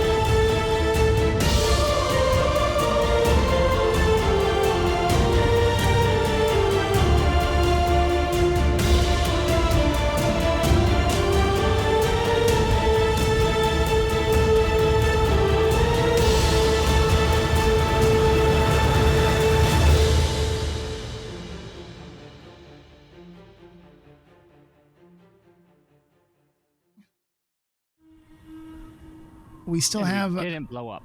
It did not blow up. This is true. It's a close thing there for a minute, but we did all right. I thought it might be fun.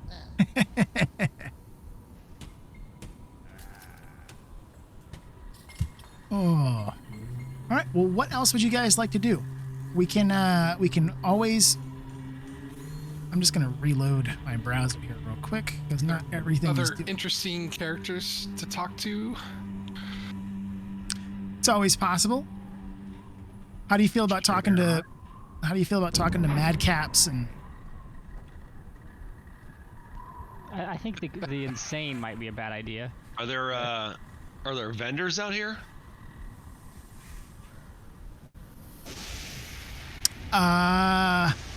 Depends on what it is you want. Stands? What are you trying to buy? Just curious what their wares are. Well, most of what you're seeing around you are the crazy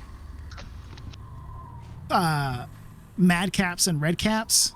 A couple of Kenku here or there. Every now and then you see a few imps flying around and some weird fleshy-looking devil creatures of some kind that I don't think you guys have identified yet. You're not seeing anything that looks like a vendor. It looks like most of the, every now and then the front door opens or the gates open, and you see the, a group of madcaps will come in, and they just keep dumping junk, parts and things over here in this huge pile. And this crazy machine, is crunching all together and flattening it out, making metal blocks that they might be able to then turn into shielding or parts, things like that, for the machines. But you're not seeing anything right around this section that looks like any kind of a vendor or that kind of thing. All right, maybe just take some time to make sure all of our gear is in order and we're ready for the next day. I don't know. Did I learn anything conversation-wise about war machines while not blowing up one of them? What kind of information are you trying to learn? I was more thinking she said provide us with, transportation. So I was trying to learn good, warm, useful ones versus, not useful ones for our group size-wise, whatever they do, things like that. So I know if she gives us a shit, transport later. So if you want, you can ask, you could certainly ask, Clucka and Chunk.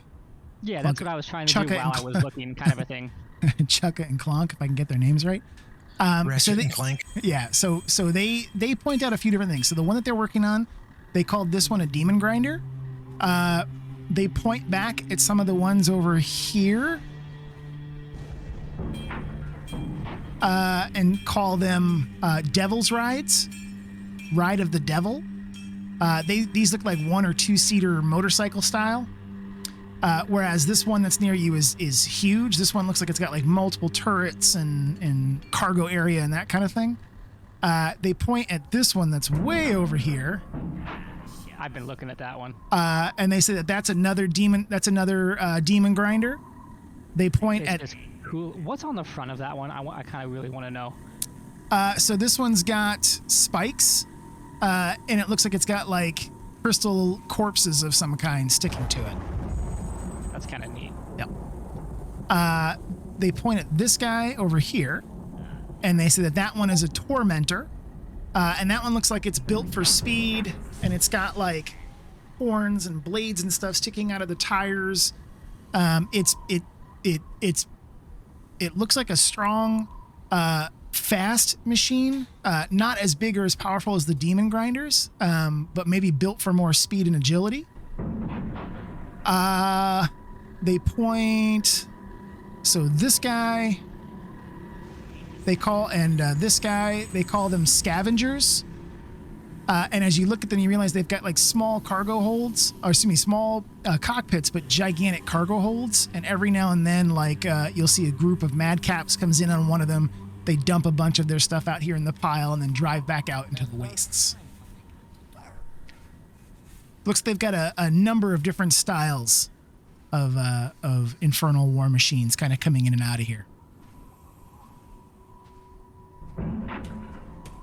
Cool.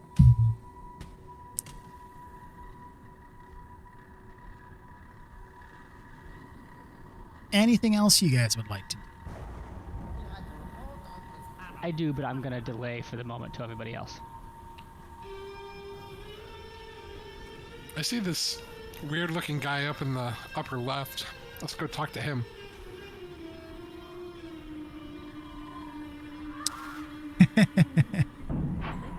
The weirder the looking, better. I'll pull you guys up there. So as you kind of get to this point, you see that the this imp here is flying around this thing and stings it, slaps at it, comes down to the ground, picks up rocks and throws it back. And this thing is just it's not real fast. It's not real pretty.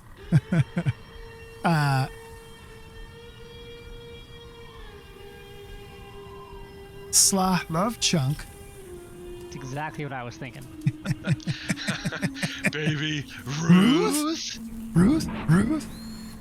Or the thing out of World of Warcraft early on. Oh yeah, from shit. What was that raid? It's got like the weird third arm sticking out of him or whatever. Yep.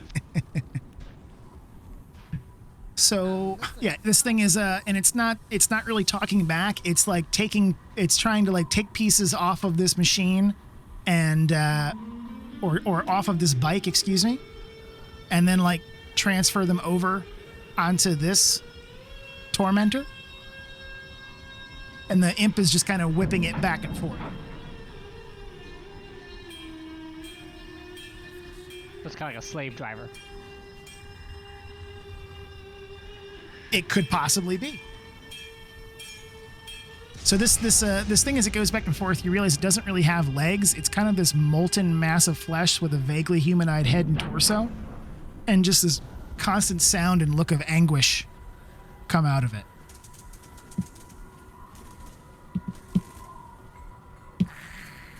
Nice.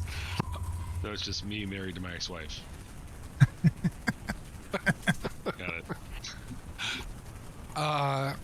Hey, I asked the imp, what's going on here? Side note, I don't know what's going on. I've got my window behind me open in my office, and like the strongest, someone's smoking weed like near my house. I'm getting a serious smell of weed. You mean it's Jeanette? What's wrong with that? No, what he's saying is he's jealous that they're not including him. Yeah. Why am I being left out? I think the guys come out. Hey, bro, pass to the window. I think the guys that work at Gramps, I think they come out on their smoke breaks, smoke some dope, and the window's blowing toward my house, and it's coming in this one open window. I just got a huge whiff of it. I don't Smells know if good. you know this, but they just recently announced that Madison is the most neighborly city in the country. So maybe you should go teach them to be more neighborly. We'll give you another 5-minute break. I think I'm all right. Sorry for the digression there. I mean, it was like an like I was like, what is outside my window? We were walking. We were in Ybor a couple weeks ago. Went for lunch, and we're walking like out of the parking garage, and it was just like, poof, like a vehicle passed by us, and it was just an absolute gush of fucking ganja. I was like, all right, they're with the party. Yeah. All right, so sorry for the digression there. So Severius had just asked the imp what is going on. So the imp replies back, none of your business, mortal. I'm just whipping this one into shape. If it ever wants to get promoted, it's got to learn to carry its own weight. And it just keeps like, its little scorpion stinger just keeps, it like lands on this thing, this head, and it's just like constantly tapping its stinger right into the forehead of this thing, and it just, as it's carrying shit back and forth from the bike to the tormentor. Mongo, just a pawn in the game of life. Oh, what's the the references tonight? Well, what's the issue, and what is this thing? Have you never seen a Lemur before?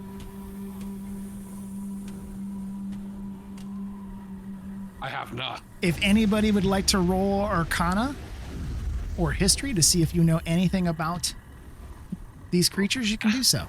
Alatar definitely wants to do that. That's his wheelhouse. That's his sweet spot.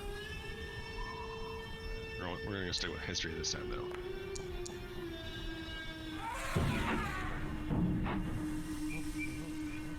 Lemure. Alright. Track. So this so both Audrey and Alatar have heard of these things before. So in the hierarchy of hell, as devils come into existence, they can take on many different forms. So a soul of an evil person or someone who has committed foul acts in life, when they first enter into hell, they usually rise up out of the river Styx as a Lemur. which is what you see in front of you here. So all those people in Elturel that are getting pulled down into the river Styx, when they die, this is what they would emerge as. And this is kind of like the very first form that a devil can take, depending upon, how much evil it committed in life. They are the lowliest type of devil, repugnant, shapeless, and they are doomed to suffer torment and anguish until they get promoted to being a higher form of devil. Most commonly, they can be promoted and become an imp. But this is pretty much the lowest of the low, and this imp is taking it out on. Or it. It's kind of hard to say what it was in life.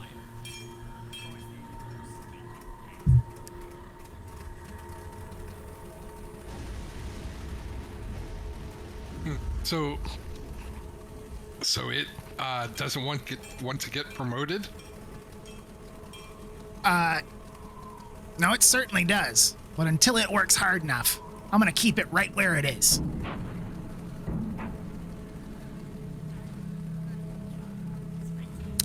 So knowing that Lemures are kind of the first level, imps are the next, chances are this imp that's beating this thing around was once a Lemure himself, and underwent such torments and agony, and is now inflicting it on somebody else. It's a heck of a size change there. Yeah.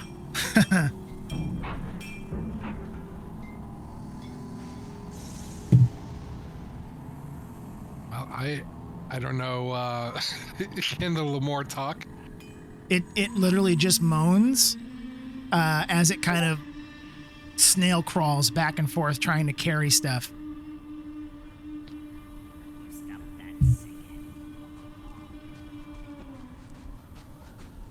singing. I asked the imp, is there anything I can help with?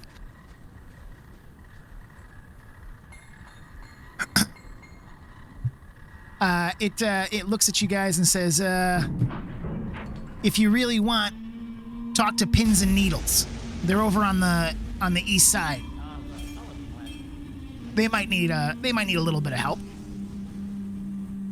All right, thank you for the tip, little one. No problem, big guy. And it just goes back to tapping away with its scorpion tail on the head of this thing. All right, let's find Pins and Needles All right. on the east side. So I'm going to pull you guys over to their area. Because this place is huge, and I'm not going to force you to walk around the whole thing. So as you come up around the east side, you see that there's another opening that kind of moves up into a living area. And ahead of you, you can see there's another Lemure doing some work, a couple of madcaps, some redcaps around the area. But up here in the corner are two imps, and you see them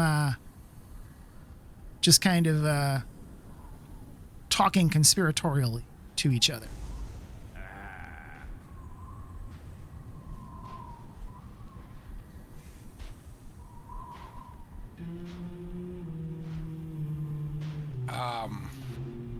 Is that another Lemure there?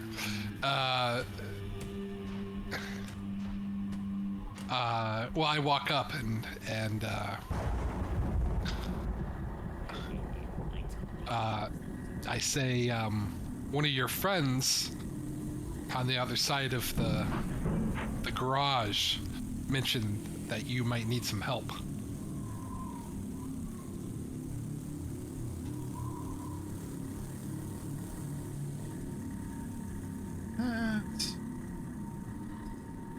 Okay. So as they see you come walking up, they turn to you and say, "What's it to you? Maybe we do, maybe we don't." You never know. I might be able to help with whatever issue you have. And we're trying to build some goodwill with Mad Maggie. So as they're looking you over, they're like, "Yeah, we saw you with Mags before. and they quickly both turn into red ravens. And you recognize that they're the ravens that were on her shoulders when you first met Maggie. And then they puff of sulfuric smoke, and they turn back into imps. You guys have seen them do this before. You may remember in Baldur's Gate that they could turn into black crows, the ones that Thirstwell was using as spies. It appears that these two turn into red ravens. So yeah, we saw you with Mags having some drinks in the bar. You guys new friends of hers or something? You could say that. We're entering in a mutually beneficial relationship. So, if you trust her, you can probably trust us. So as you guys are saying this, they look at Lulu, and then they kind of look around the corner. One of them flies over and tells this Lemore and the Madcaps to clear out. They need the area. So those guys go for a bit of a walk, pulling their friends with them. So it's kind of clear that these two imps have a little bit of sway here, a little bit of gravitas. So the Needles comes flying back over and says, not so loud. It's a lot of ears in this place, and everybody's always trying to do for themselves. Listen, I'm not trying to point any fingers, but we might have some work for you guys to do if you're, not necessarily inclined to have to keep everything, nice and neat and above board. You don't mind getting your hands dirty.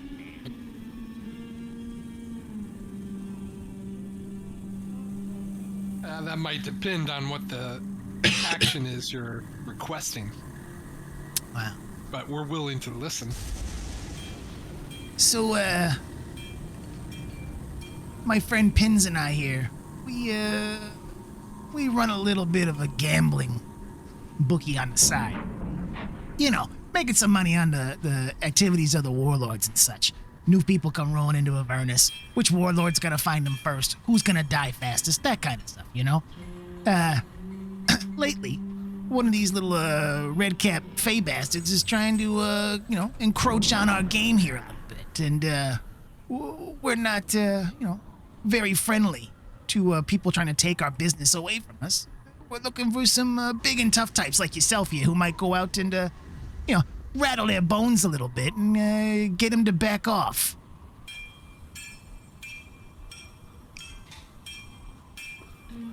So, are you saying to just rough him up? Rough him up, slit his throat, whatever you feel like. I'm not gonna tell you your business. I just want the problem dealt with. And, to never come back. And with that, he kind of tips his nose a little. So, a permanent solution. Permanent, everlasting. Pick your own adjectives here, buddy. I just want it dealt with.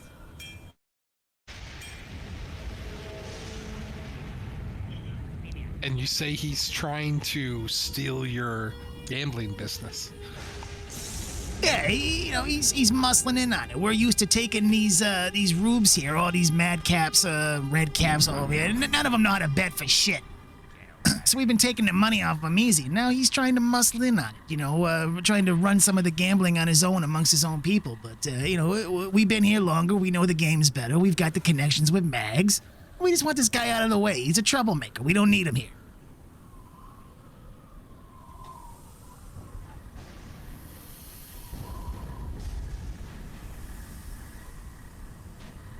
Yeah, this doesn't feel like the kind of help that we're looking for.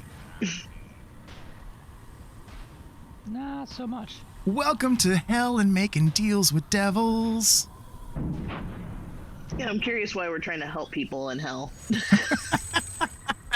It's kind of like the opposite, right? Like, we're like, hey guys, we're the good guys here in hell. You want to be nice and have manners and kiss everybody's butts. What would you like? Oh, murder somebody? Sure. I just wanted information.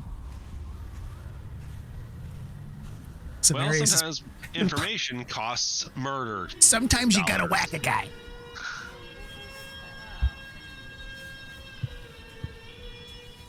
Where would we find this red cap?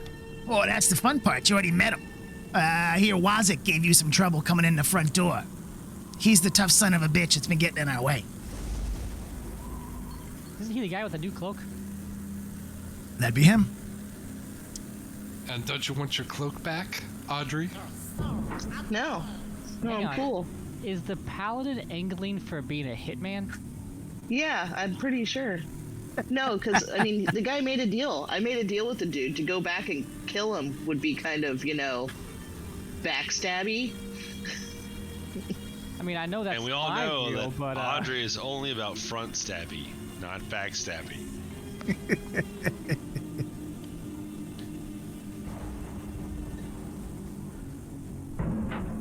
Let's see. Do we care more about the insane little Fae, or Are we sure that I Are we mean- sure Mad Maggie's okay with it? Don't pick on Faye. we could just let this one, sort itself out, kind of a thing. Besides, what would we possibly get for this?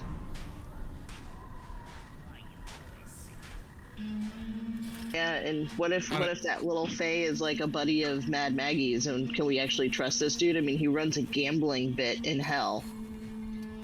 so? What do we get out of it if we take care of your problem?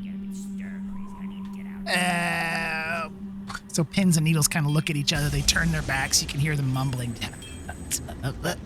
He turns back and he goes, we'll put in a good word for you to Max, and, we know you're trying to do a deal with her. We give her a good word. Maybe it sweetens the pot for you guys a little bit. I don't know. We already got a deal, though, don't we? Yeah, but we might be able to make it better. Not sure a better deal is going to be worth being hitman. I mean, no, it's Severius just wants to go and beat on somebody, but, I mean, we haven't beat on anybody so far. How do we know she doesn't like Wazik and she might miss him?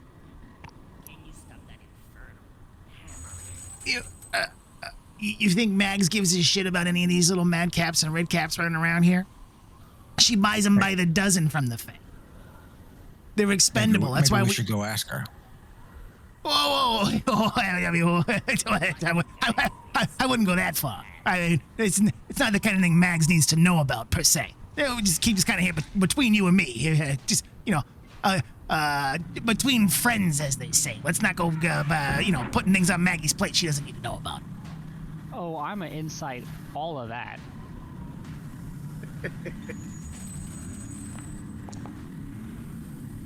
Yeah.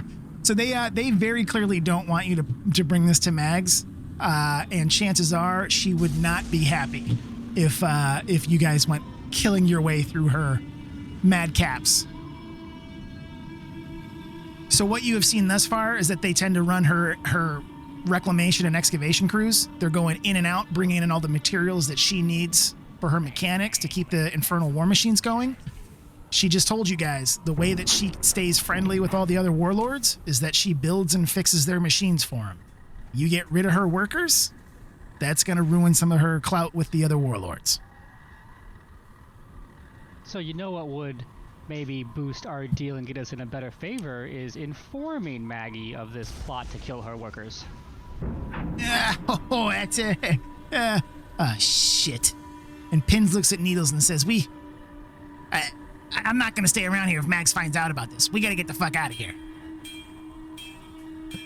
Well, sounds like you now owe us for keeping quiet. Oh, Jesus. Well, what's this going to cost us? How much to keep them up? Hey, Couple sounds of like... those iron coins. Well, I was just going to say maybe that good word could come in handy there, too. But, group decision. I would say just sticking that good word and to Mags, and I think we can call it even. Oh, we can... We can certainly put in a good word for you. Oh, we can sweet talk her, tell her how good you guys have been.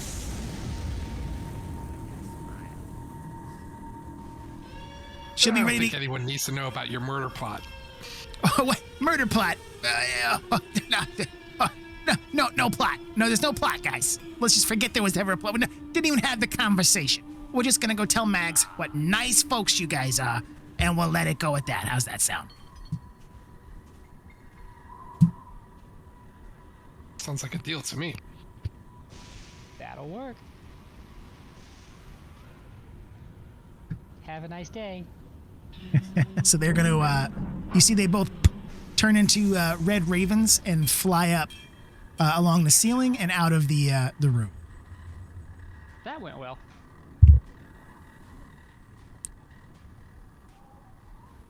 And we still could have murdered the guy. He's just an evil fae. Weirdest paladin ever.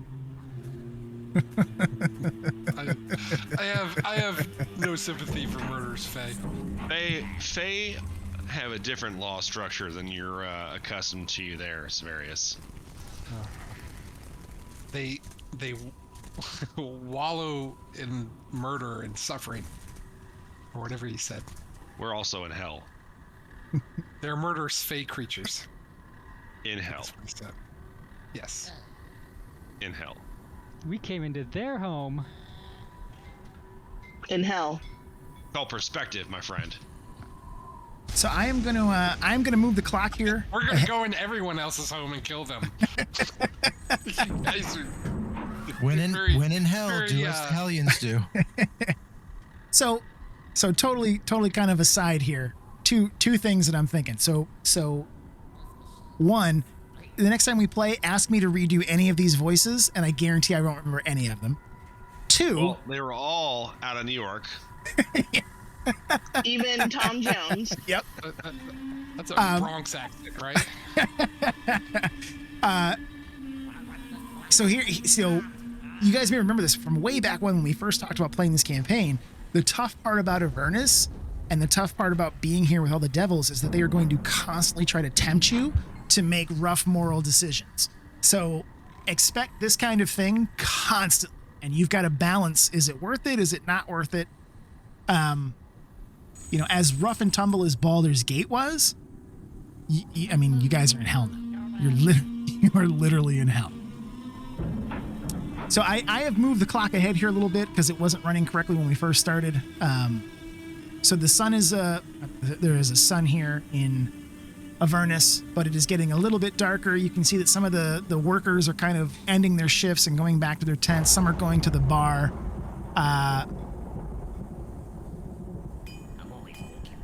Anything else you guys would like to do tonight? Do you want to rest and be ready for Mags in the morning? What would you guys like to do?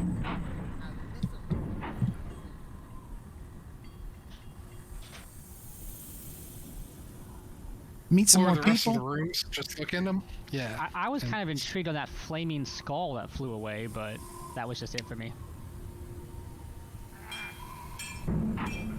If you guys want to try and track him down, you can certainly do so. Where'd he go? So the last place that you had seen him was in the bar, and you heard that he was pretty drunk. In the morning, Mags had sent him home, but he may be heading back there. Was he drunk out of his skull?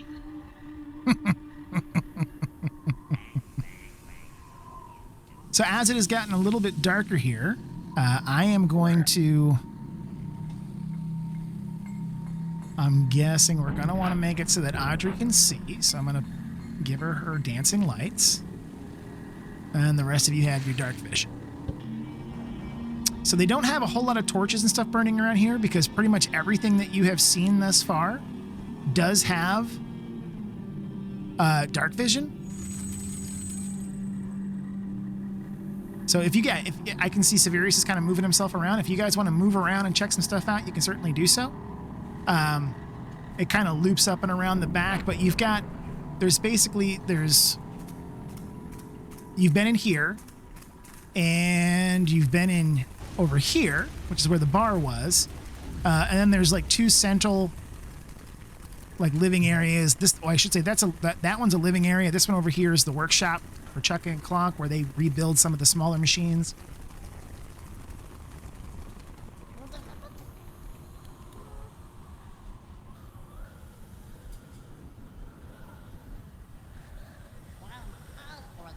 I see everybody just going in different directions. Random I'm sure encounter. Moving solo. Yeah, I'm sure moving solo is a great idea here.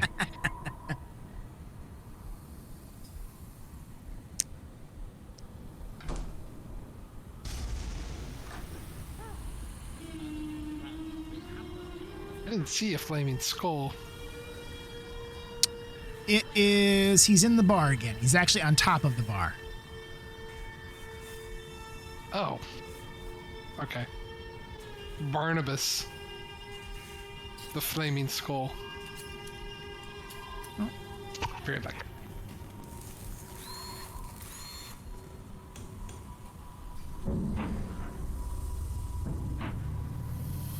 Turn on the fire pit. There we go.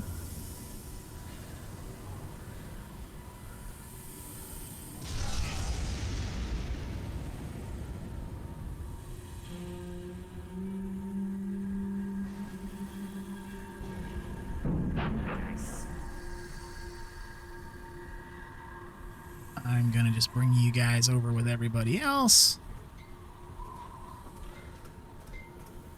because this map is freaking huge. Audrey was saying how she can't find herself. Yeah, there you go. I'm somewhere where there's like moving shadows and like a flashing light on a demon grinder, but I don't know where my token is. I brought you back Now in the over. bar. Yep, everybody's in the bar now. So you guys see there is a red cap behind the bar kind of serving drinks. That floating skull is sitting here atop the bar, kind of in a puddle of some of that demon liquor. And it's just having a great time.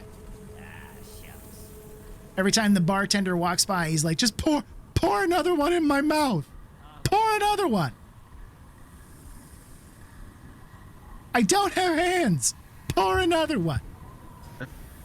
Having a rough day, friend? It kind of rolls and look. You've got no idea, buddy. You ever try and get a drink with no hands? I don't even have opposable thumbs. Pour one down my gullet. Is there like an empty shot glass somewhere in the area? Yeah, there's a bunch of dirty glasses and bottles of liquor along the top, that kind of thing. Baby bird it. Nope. I'm gonna take one of those shot glasses and kind of scoop up some of the puddle that's on the floor underneath him and throw it down his throat, or I guess what throat?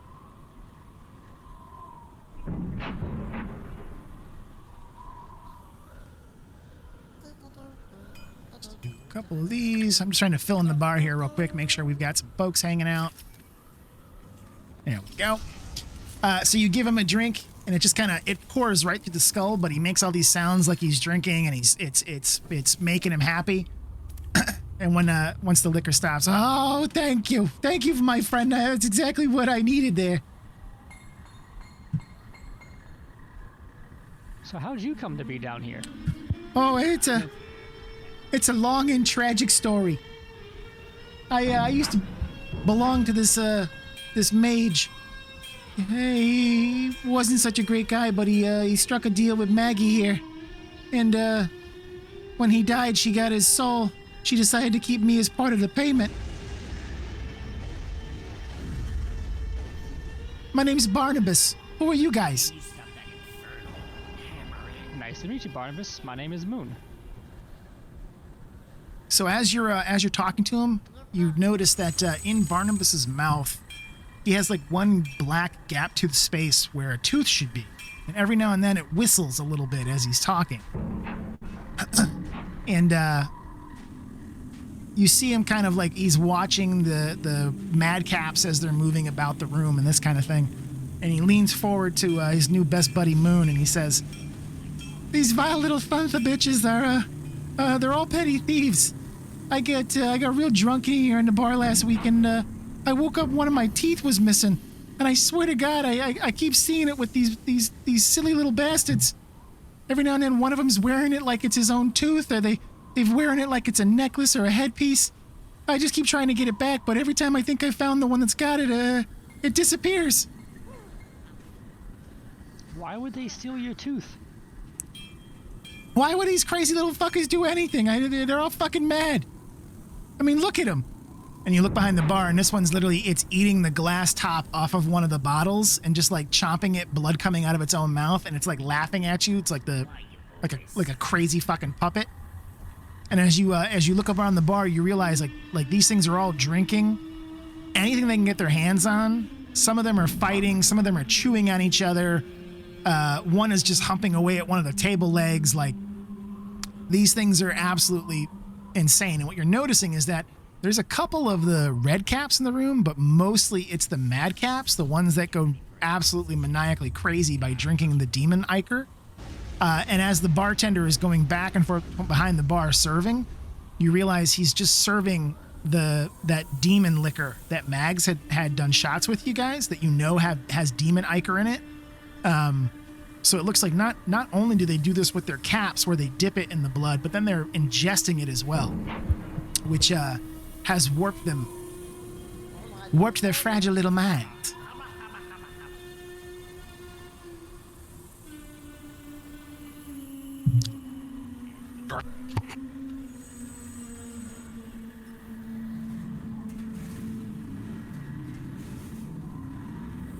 So what would you guys like to do?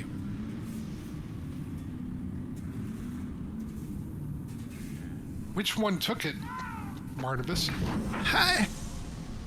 Damned if I know. I just know every time I try to find it, it looks like somebody else has got it. I think they're passing it around.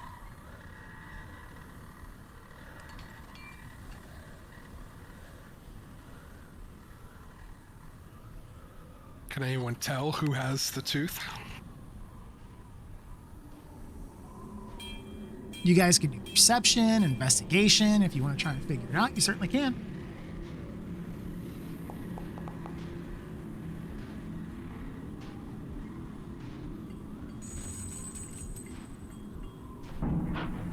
Okay. So as you guys kind of watch around the room and you see all the different red caps and mad caps drinking and kind of being a little bit crazy, Moon, you recognize that this one right here.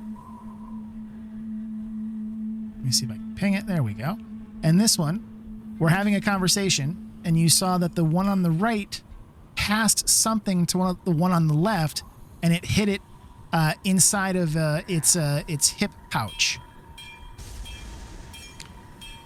And they're being very very furtive about something.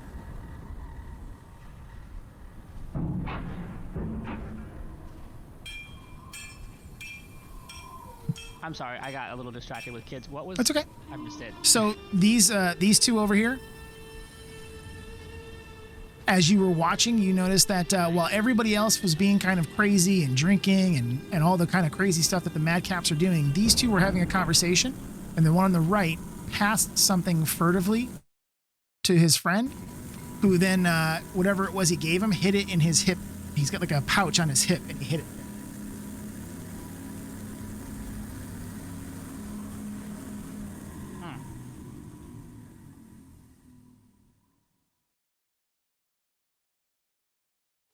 Something tells me asking and talking to these guys is not going to be super helpful.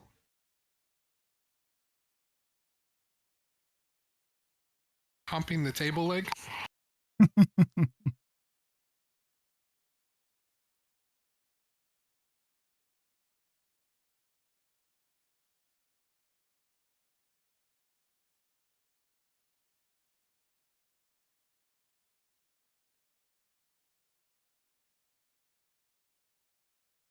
Alatar thinks we should just mind our own business tonight and get back to our plan in the morning.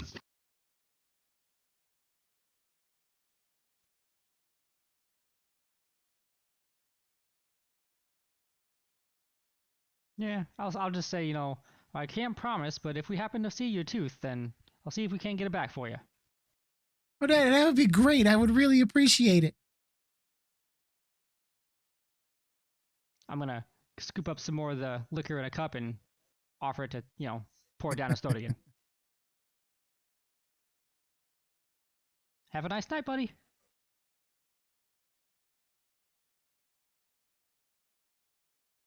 Okay. Does anybody else want to do anything else tonight, or do we want to move forward as a group to the meeting with Mad Maggie?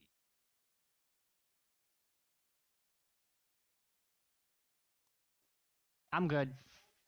For a rogue, I'm not very good at stealing stuff, so I'm not going to try anything crazy like that.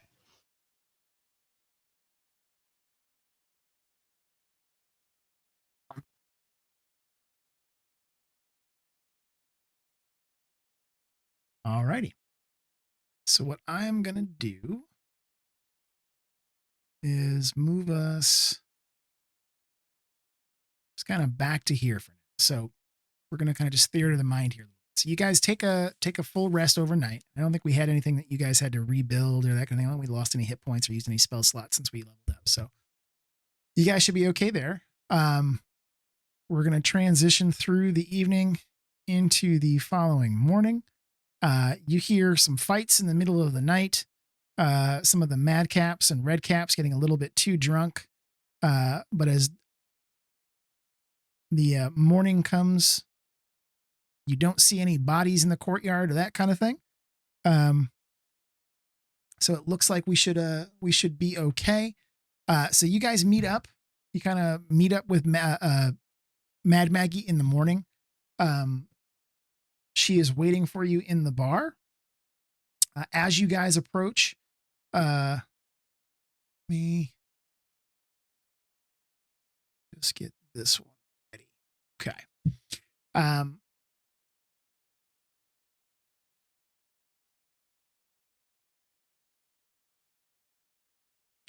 So as you approach, Maggie leads you into a back room where she has got several comfortable black cushions, kind of in a circle around a central cushion. She points for Lulu to take the central cushion. You notice that there are some runes kind of carved into a circle around some of the cushions, and she turns to you guys and says, "Please, feel free. Take a comfortable seat, and we will begin to prepare for the spell." So you guys can kind of sit around if you want. She has a tray full of some potions, and she explains. She kind of sits at the cushion kind of farthest away. She explains that each of you will take one of these dream potions, and she will focus magics that will allow you to enter into Lulu's memories. As you go through her memories, you must try to pull out what it is that she has forgotten. Be prepared. What you see there will not be real. But that doesn't mean that what happens there won't impact you. This thing isn't completely loaded here. Come on. You can do it.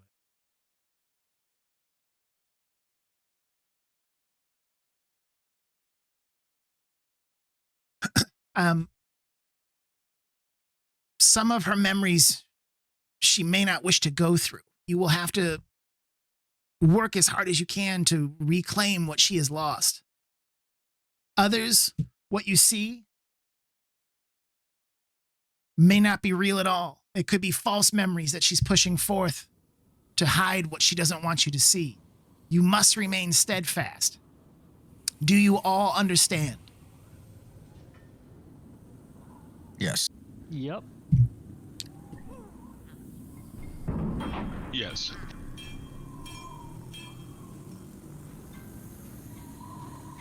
For some reason, it doesn't seem to want to load all the way through into this one scene. Trying to get preload. Is it sticking at 97% on your guys? I don't even have a bar. I'm trying to Me either. I'm trying to preload it. I don't know if it's going. Let me do this. There we go. It'll load. For some reason it wasn't letting us in. Okay. So, do you guys take the potions?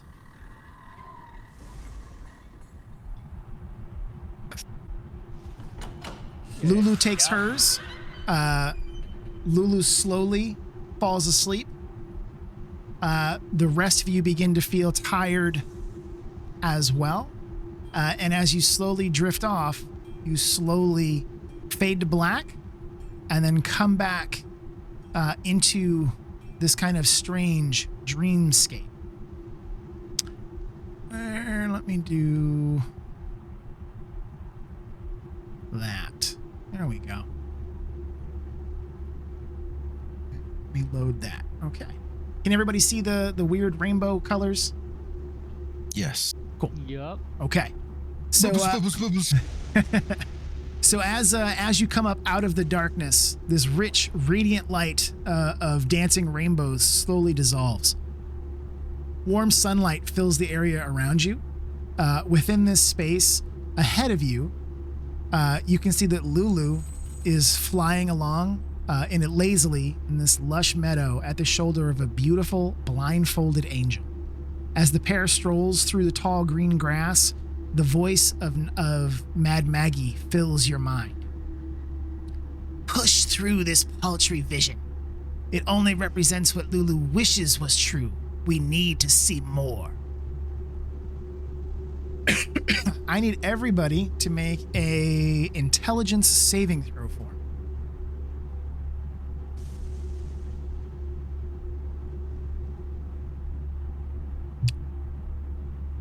Moon's got a 19. Siberius has got a 19.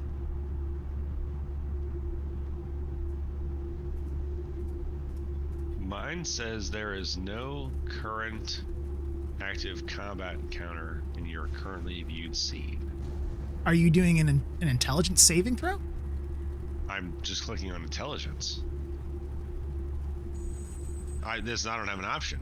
Not so. Are you clicking on I or INT?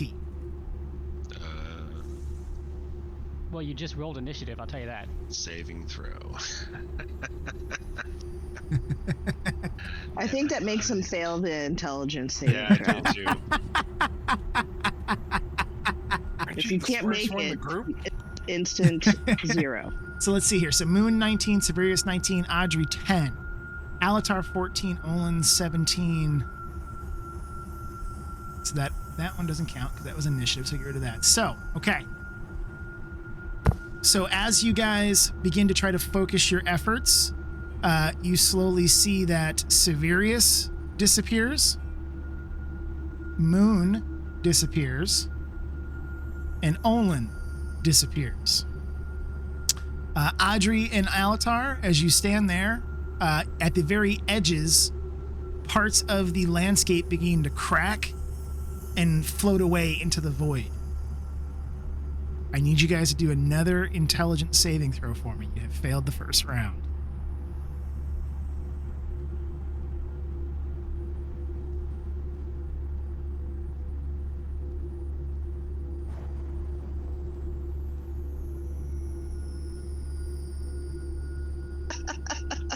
Okay.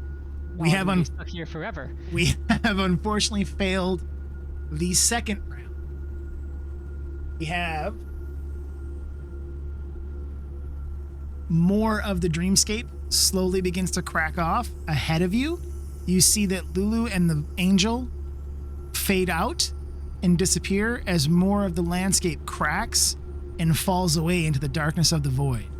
Let us do a third intelligence saving throw. You're aiming for 12 or better, by the way. That's gonna do it. And look at that. They Wow. both roll crits.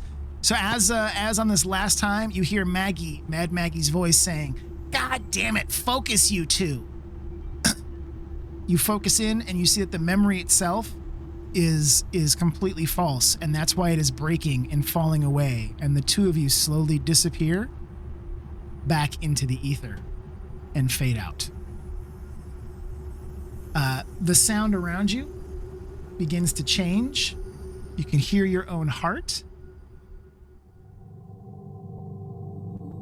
and suddenly you materialize in a flame-encircled battlefield. You find yourselves in the middle of a barren hellscape, at the center of which you see Lulu and the angel lie unconscious and prone, both horribly injured and bleeding. You see yourself standing in defense of Lulu and the angel, facing outward, as suddenly you see spine-covered devils creeping closer. In the distance, a formation of battered and retreating human warriors in the livery of Elturel disappear through a portal that closes behind them. In your minds, you hear Mad Maggie. The devils! You must defeat those devils! Don't let them get to Lulu! And I need everybody to roll for initiative. An intelligence check, because I'm good at those. We're all gonna roll initiative.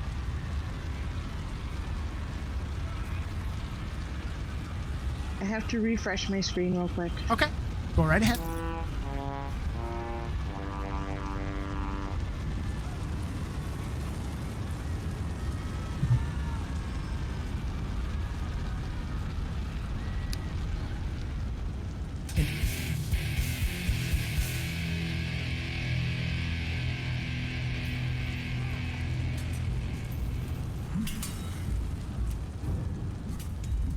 As you begin to prepare here, I'm going to go ahead and start this up.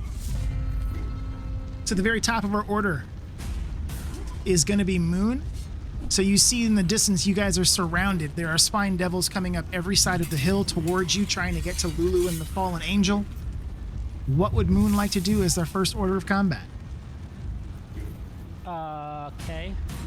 Moon is going to draw his weapons, and then he's gonna prepare an action to stab one if it gets close, because I'm not rushing out there alone. Okay.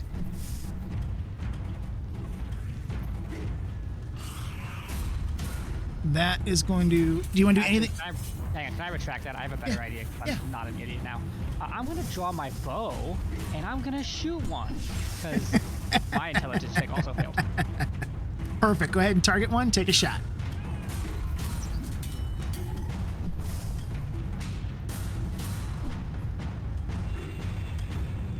So that is going to be a hit. So as you aim across the distance, surrounded by other fallen bodies, back to back with your friends to protect Lulu and the angel, you let fly a feathered shaft that slams into the spine devil ahead of you, a screech erupting from it as your arrow pierces through its devilish hide.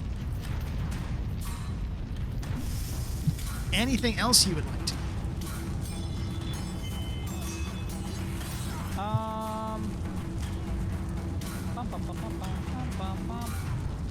I don't get sneak attack for ranged, right? You can. So sneak attack does work on ranged. It requires all the same stuff that like you would get if you were using your regular attack stuff. So I don't think doesn't something with the swashbuckler let you use it without having to worry about someone being next to it? I forget here. I believe so, yes. I'm just trying to look it up.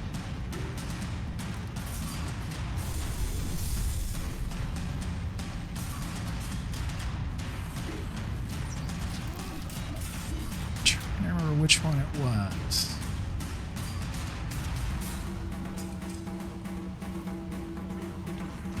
Rakish Audacity. You can Yep. use attack. You don't need advantage if you are within 5 feet of it. Yep. So it's melee. Yeah. Yep. To use that, so you technically can still use sneak it. So like if someone was next to it, which would give you, or if you had advantage on it, you could still use it from a distance with an arrow, but not with Rakish Audacity. Nope, Yep. I'm good. Okay, that brings us to Olin. Okay.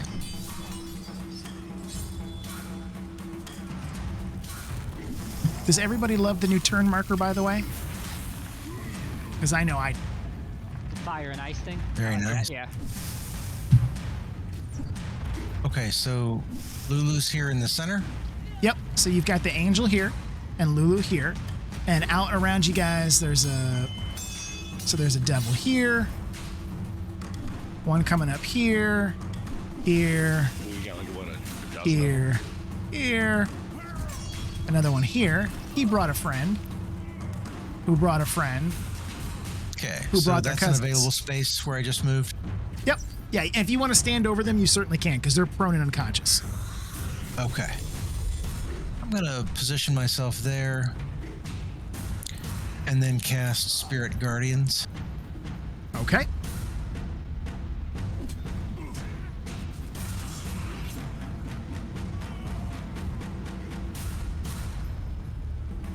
I just want to, so before you, I was going to say go ahead and do that. Oh, sorry. No, that's fine. That's fine. If it, whoa. That's pretty, First off, that's awesome. that's, I don't know how it did that, but that's pretty fucking cool. Second thing, Moon flinches because he remembers what happened the first time. All right, That's- so I don't have to roll this saving throw, right? No, go ahead and do it, and if you do, so I think you and Severius are both going to show up inside of it, and if it does any, yeah, I'll just reverse that and reverse that so that you guys aren't actually taking any damage from it. There you go. So you've got it up and running, and it's 15 feet, right?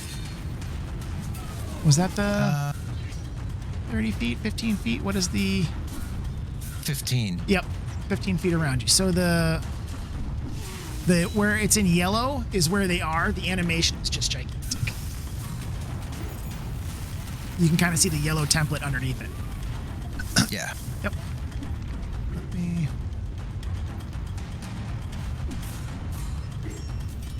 That is pretty cool that it did that like that, though. I like it. Okay, so if anything comes up into it, so let me ask you this, and we'll kind of use this as the standard. So you rolled 17 radiant. Do you want to maintain that, or do you want to roll for each individual one that comes into it? 17's probably okay. Okay. So you have moved, you have cast. Anything else you want to do on this turn? Bonus action? I think that's it. All right. That's going to bring us over here to our buddy, who is going to come up here and try and take a little swing at Severius. And if I recall, they do two. One.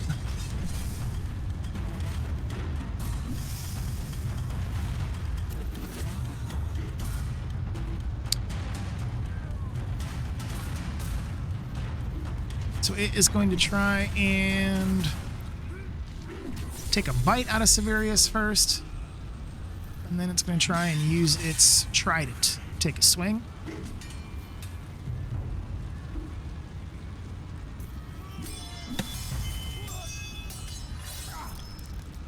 Doesn't seem like it recognized that second roll. Well, doesn't he have like that shield mastery thing that it keeps doing? Probably made it pop up or something at times. Oh, Yeah. I'm sorry, yeah. It did. I didn't even see it in the light show there. And also, is he receiving the +1 to AC? For my aura? No, from my Blessing of the Forge. Oh, okay. I do not have that on. Here.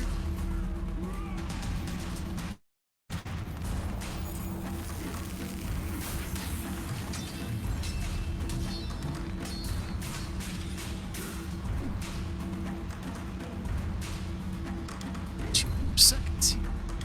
Effect.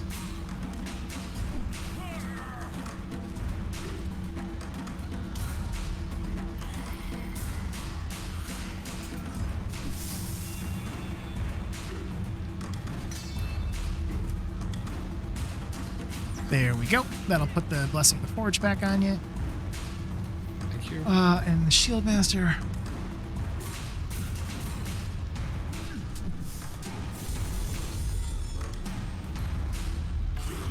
Which I think has missed. And that is going to be that fun guy's turn. It's 2 multi-attacks. That's going to bring us to Audrey.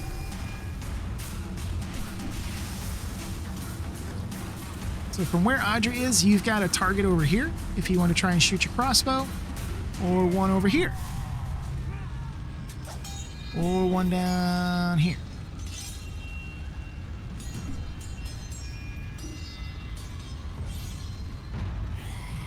Whoa. Pew pew. That roll, is that, did that roll 3 times? Yep. Yes, it looks like it did. Alright, I'm gonna do that. But it did hit and do the 6 damage. It rolled the damage there. Okay. So this one gets hit. You let fly with one of your heavy crossbow bolts, piercing straight through this fine devil as it tries to fly up over the hill towards you. Any bonus action or movement you'd like to take? No, I'm good, thank you. This one's gonna come. It's flying.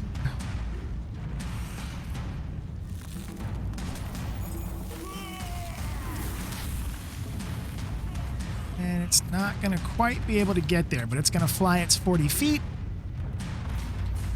That's gonna bring us to this little guy.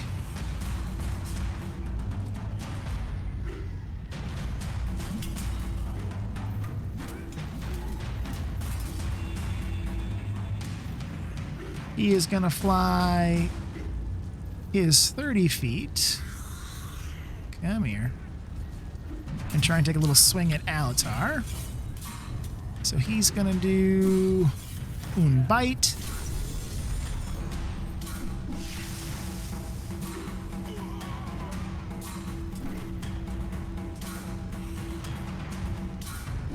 For a measly 2 damage. Then he's going to take a swing with his trident as a follow-up, which is going to miss.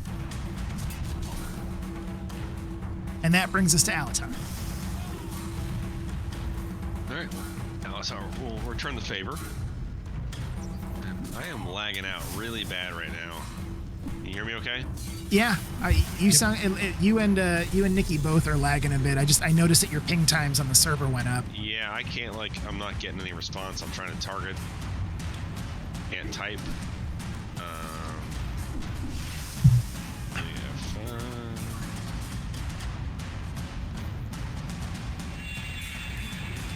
F5 isn't even working, so. Yeah, I had to refresh because mine wouldn't even load the Lulu Dream.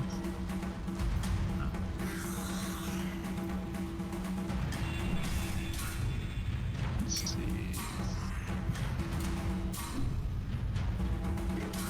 Interesting. Yeah, I'm not even getting an option to target. Like when you click on, can you click on them or no? No, it's just letting me. I can highlight it. It highlights over it, mouses over it, but doesn't. If you do anything. If you right click, can you choose the little bullseye Nope. target on the left? It's not letting you do any of that, huh? I got nothing. Here, let me. I'm gonna refresh the server side, just in case that's part of the issue.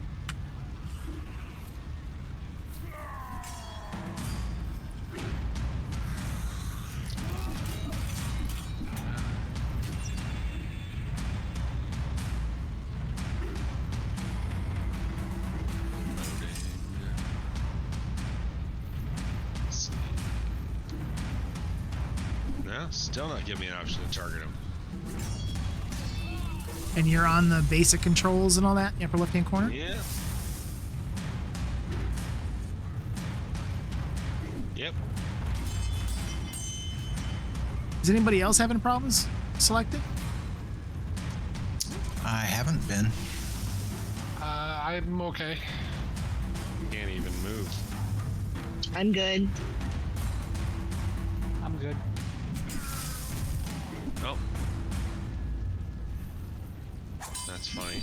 Yeah, my keypad, I'm able to move it. Oh, there we go. All right. We're back. We're back. All right. Let's go.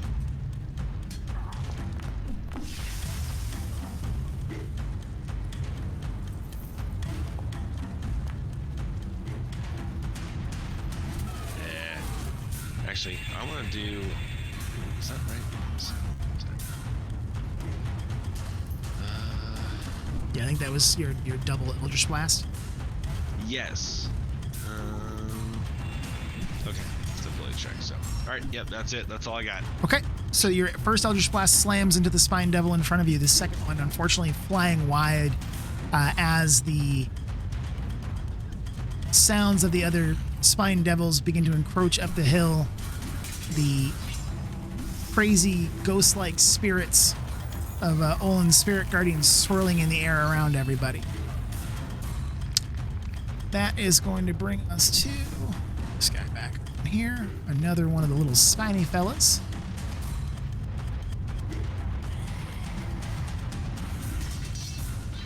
Who is going to do his 25 feet. Take 2 little attacks here at Moon. Since Moon was taking shots at him from a distance, that is going to absolutely miss. We'll follow up with his trident. I've got an uncanny dodge pop up. Yep. So your uncanny dodge is one of your reactions, which should have the damage, I think. Oh. He only did 1 though, so it's 1 whole whopping damage to you. I've never actually had to use that before. I think that's one of my new ones. That's gonna be his turn. Just gonna bring us here. He's gonna go 30 feet and try and take a swing at Audrey. He's gonna do 2 with his tail spine. That's gonna miss. And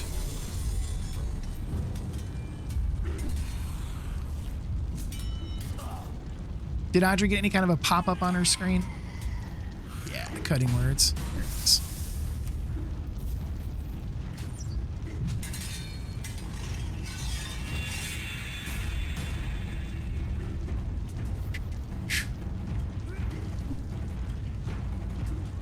Excellent. So that reduces that, but he got a little bit of a hit in.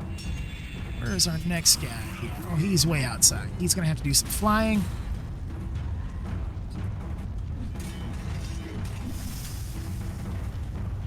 He can just go 40 feet, which means he's going to get hit by Olin's Spirit Guardians as he's trying to kamikaze in to get to Olin.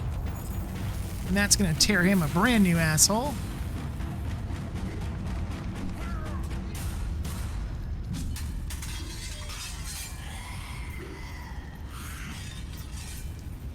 He's going to come up as well, try and take another little shot at Moon. That one I think is going to hit. And then he's going to try and use his truncheon, which will be a miss. So as we're kind of moving through rounds here, you hear Maggie's voice again inside all of your heads. Everyone stand strong. Don't let them tear you to pieces. Keep them from Lulu. Where is this one? Come up here. Try and take a little shot at Severius. 2 with his tail spine. That's no bueno. And no good.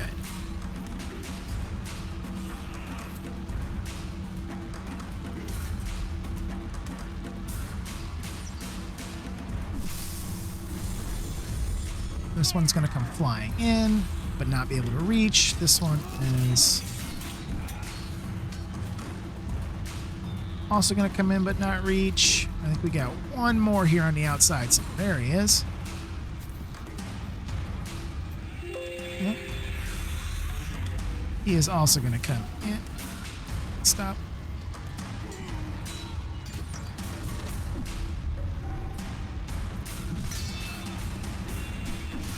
Well, I clicked on something. There we go.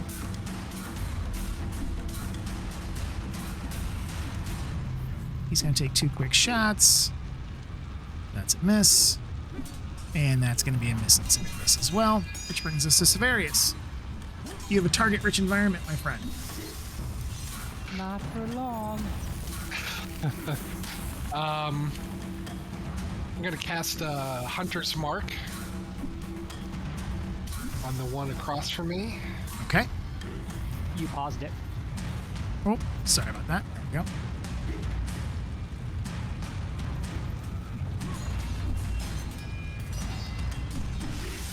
And I think that should give me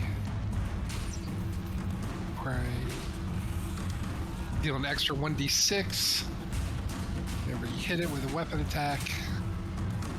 So try and take a shot at it, and we'll see if it adds it. So this is part of that new effects mod I'm trying to run.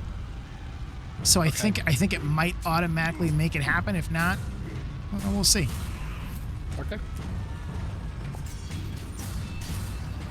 That's a miss. So, I'm gonna take another swing. Come on. So that's the bludgeoning and the necrotic. But you're gonna, nope, it didn't add the additional hunter's mark. So go ahead and roll that as well. That's a d6, it said, right? Correct. So a total of 14. Let me go ahead and do the last one. There we go. Okay. So you pummel into the spine devil that came flying in last before it even gets to settle and begin attacking. Your mace is swinging violently around. It is bloodied. Any additional? So that was your bonus action in your attack and extra attack. Any movement? No, I'll stay where I'm at. Okay. That brings us back to Moon. All right, I'm gonna drop my bow and draw my dagger and my rapier, Okay. and stab it.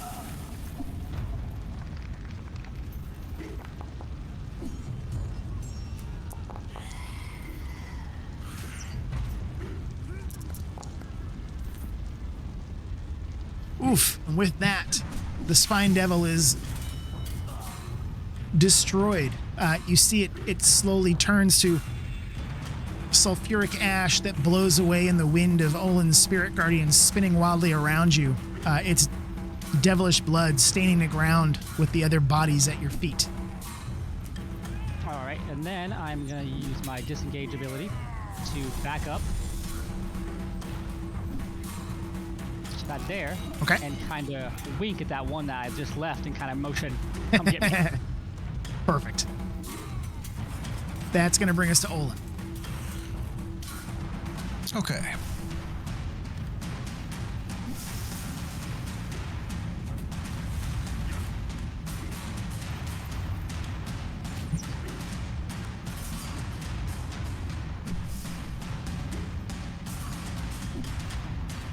Trying to decide. Yeah, I think if I just take one step, maybe it should be okay. Depends on the direction of your one step. Does the aura stay with you or where you put it? It's with him. It should stay with me. Yep. Oh man. Okay. So I mean that should Yep. be adequate. Yep. So on their, when we get to their turns, they immediately take that 17 points of damage before they do anything else on their turns. Yeah. Yep. I'm gonna guess that's your turn. Well, that's movement. Yep.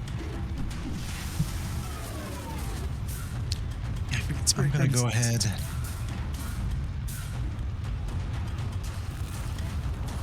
See. Okay.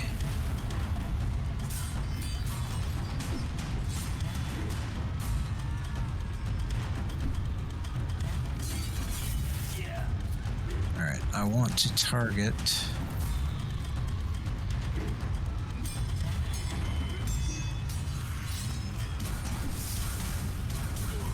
That one over there.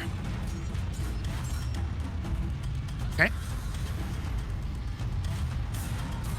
And I'm going to do the guiding bolt from Heaven's Fall. Okay. Keeping my fingers crossed that it works. Yeah, that definitely goes slamming across the distance. This searing radiant bolt fires out of the head of the holy taco and slams into the spine devil just outside of your spirit guardians. You hear it cry out, scream out in pain. Anything else on this turn, sir? No, I think that's it. All right. So that goes here. So this guy immediately takes the 17.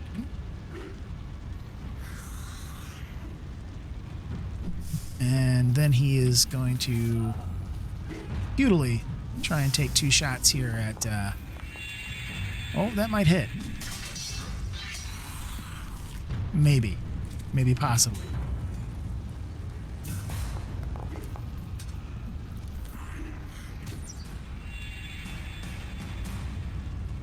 I don't know how that shield master evasion quite works. It asked me for a dexterity saving throw. Yeah, I'm just taking a quick look. Reaction 5. So it hits you for...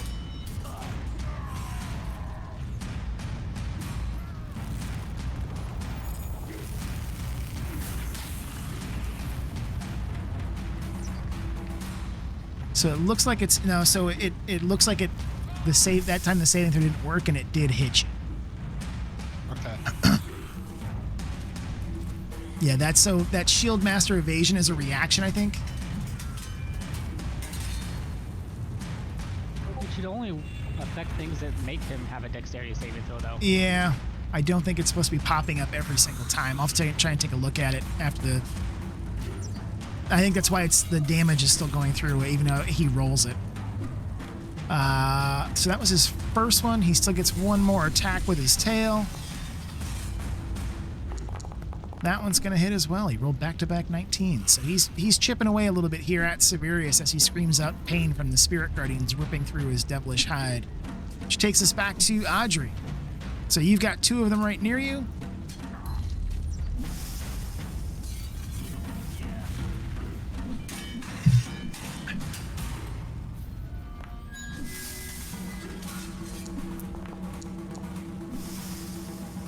Very nice. So pulling out her silvered rapier, dropping her crossbow to her side, Audrey's able to lunge forward and pierce through one of the leathery wings, pulling the spine devil to the ground as it hisses out in anger at you, baring its teeth, the spines along its wings and back rustling as it is going to prepare to attack you in return here. It is badly injured, but not down. Any additional bonus action or movement you'd like to take? Thank you, sir. It's going to bring us here. So this one that Olin hit and winked at is going to come rushing forward.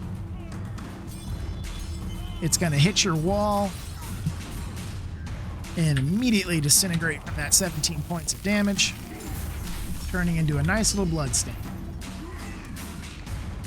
Which is going to bring me back here to the top. This one is going to attack Olin, or excuse me, not Olin, Alatar. It is going to try and take a bite out of you. And as it follows up, swinging its truncheon, that's going to hurt. Not too bad. It takes a chunk out of Alatar with its truncheon as it screams its rage at you, watching some of its fellow devils falling to the radiant powers of Olin's spirit wards and the weapons, silvered weapons of your friends. That's going to bring us to Alatar. So this thing just took a chunk out of you, my friend. What do you want to do? We're gonna try to fire back. So just keep in mind, when you try to attack something that's within 5 feet of you and it's a ranged attack, you do so with disadvantage. This is the danger to spellcasters, is when things get close. Yes. What? I'm trying to remember if there was like an exception for the because when we played that game, I played that character. I had a warlock also. I thought there was an exception maybe for the one spell they use all the time. Fair.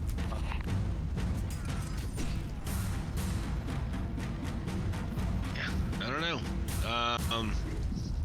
Guess I don't have much of a choice at the moment. Was it Control or Alt?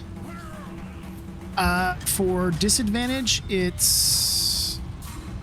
Control? I think it's control. We always do it wrong the first time, and then we figure it out. That was correct. Good job there, bud.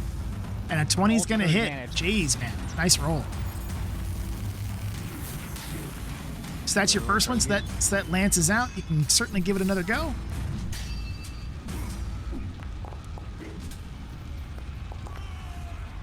That is going to hit as well for another 11 damage. So even though it is right up close, swinging at you and biting at you, you fire off left hand, right hand, Eldritch Blast slicing through the Spine Devil, turning it into bloody pieces that fall to the ground at your feet. Any movement, sir? No. Well, actually, that one's actually not close to me, right? Correct. That one's more than 5 feet away, 10 feet. I will. I'll just move back a few. So I think we were actually wrong. It took the 8 instead of the 7 for that last one. That's really the last one up. Oh yeah, you rolled advantage I on the don't last one. I don't know which button you hit, but That's it. It's all right. It would have. Let me see here. It would have still hit with the 7 rather than the 8. Their AC is low enough. Well, lesson learned, I suppose. Everyone, their AC is 13. There you go. A little insight. Okay, Yeah, that's your. there.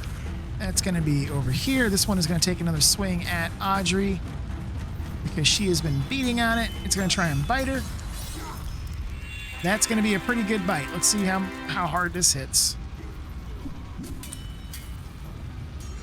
think it's prompting you if you want to use cutting words again. ouch.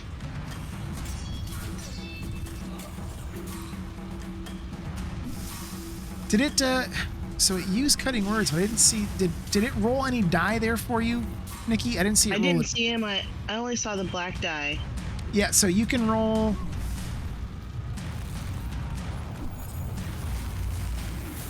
Let me see. It was a 4 or a 6, wasn't it? The square?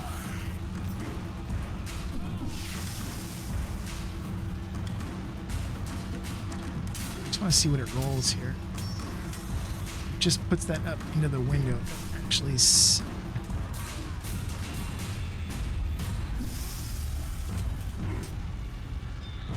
I'm just looking at your features here real quick. Bardic Inspiration. So you can roll 1d8 and subtract that if you would like to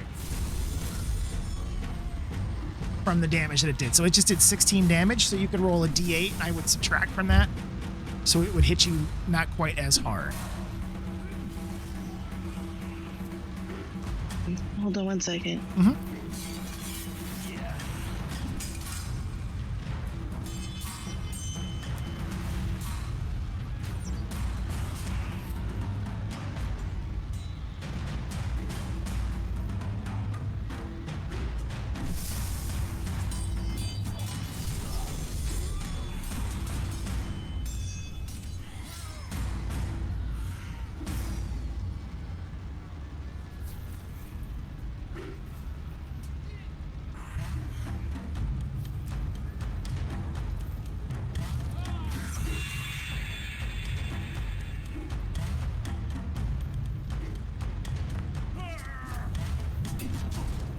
Alright, so let me go +2.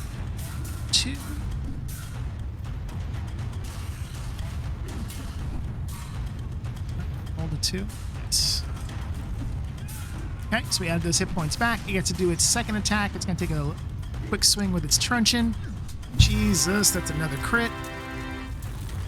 For 12 more damage. So this thing is piling on the pain over here on Audrey. This one immediately takes another 17 as it's trying to move forward, turning it into a blood splat as it was trying to come for Olin. So let's see here. How many we got down? 1, 2, 3, 4. Alrighty. That brings us to this guy that's outside of the bounds. He is going to move forward, attack on Moon, but he's going to take that damage first.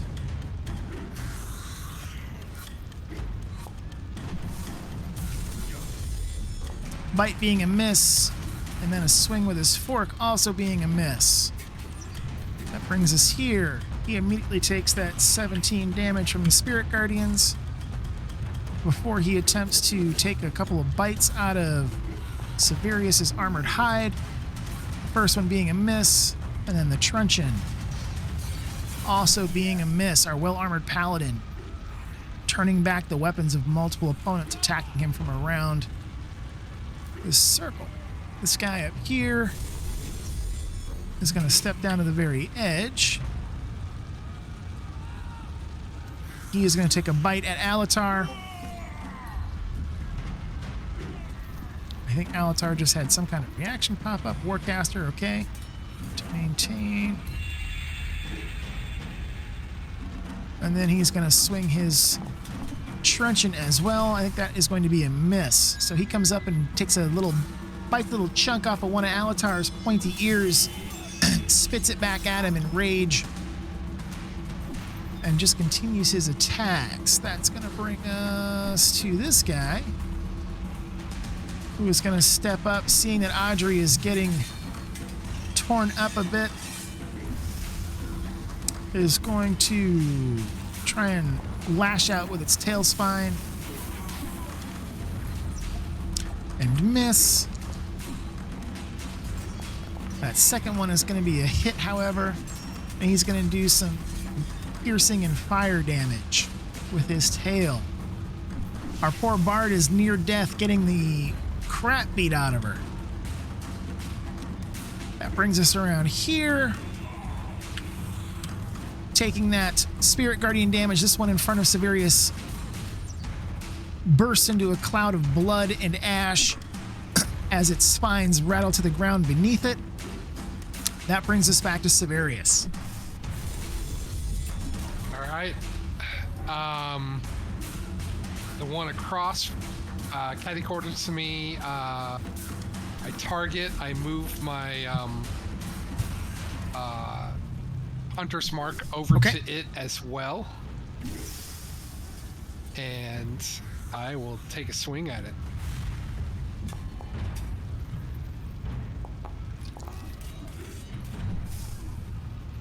And 1d6. It is a blood splat before you even roll that d6. It is dead. Okay. Yep. So, so as Severius spins his skull mace about, it slams into the already injured devil, literally just mulching it into pulp at his feet. As it dies, around you, slowly, the other spine devils all begin to fade and disappear. You hear Mad Maggie's voice whispering to you, well done. Well done. And you slowly fade out. Let me go ahead and end that. Slowly, all of that fades away from you. The sounds of combat fading. The scene of the missing angel and Lulu's fallen body in front of you fade. And you find yourselves again in a landscape filled with thick black smoke and the smells of death and decay. Everything around you seems dead. Suddenly, in front of you, as if rising up out of the ether, are all of the spine devils that you were just fighting. They slowly hover in front of you, and then each of them takes a knee, bowing before you.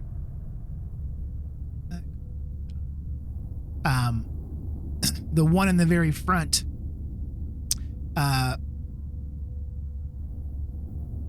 speaks out, and what you hear is,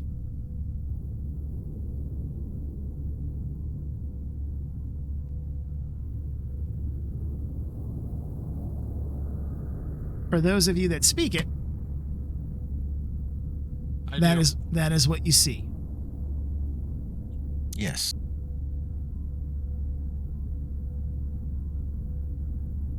So I don't know if you want to share that with your ghostly friends here that are They sharing this space. asking- They are bowing down to us and are willing to serve us if we accept.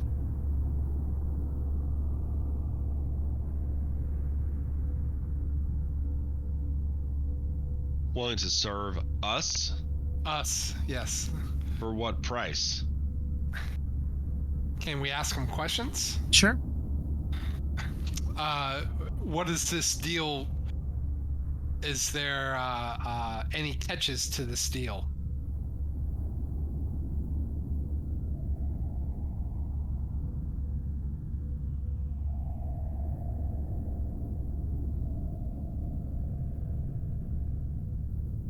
Will you ask anything more of us if you serve us?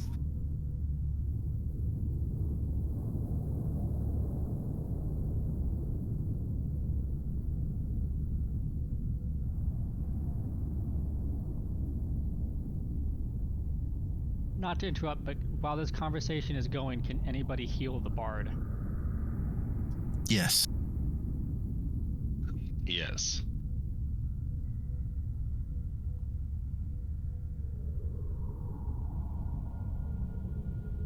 So as you guys got are it, going, Corey? No memento. as you guys are going about like healing Audrey, these things are just like they're not even looking up at you. Their heads are completely bowed in obeyance. For those of you that speak Infernal, you have heard what they have offered. If you want to discuss it as a group or accept as individuals, that is up to you.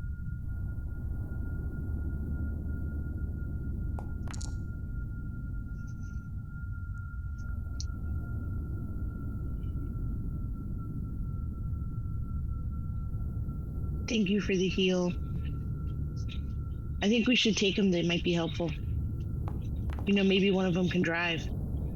I think we should too. After all, it's also a dream. So I That's don't fair. really- Yeah. Okay. Yep, I'm good. Okay. Anything else that you guys want to cast on Audrey? Or are we good? I'm good as I can't do anything for her, so.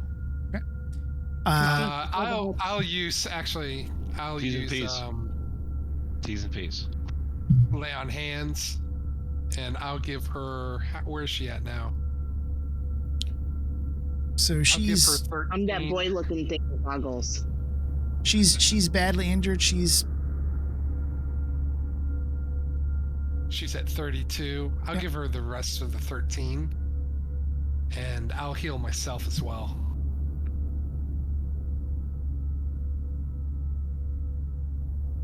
So 13, and I need 13, so that's 26.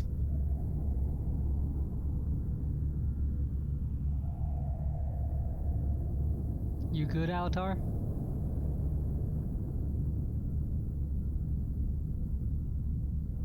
Yeah, he's only badly injured. Yeah, I'll be all right.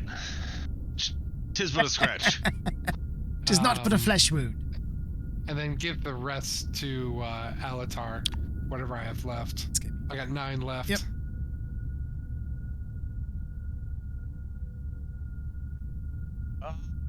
Power.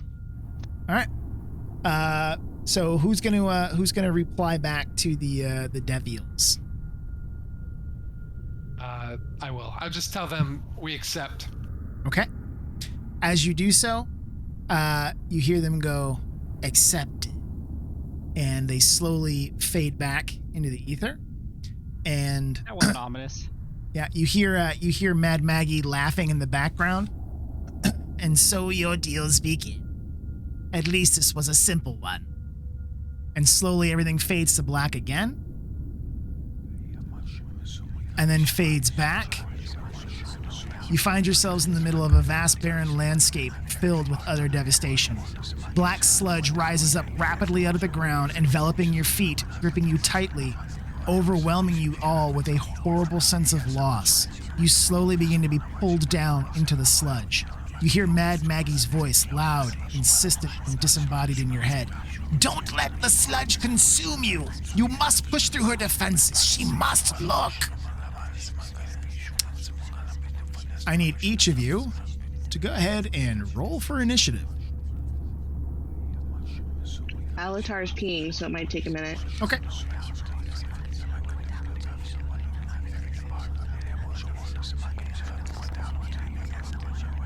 How fucking cool is this scene, by the way, guys?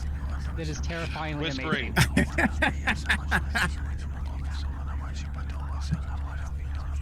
This feels like the 7 Trials.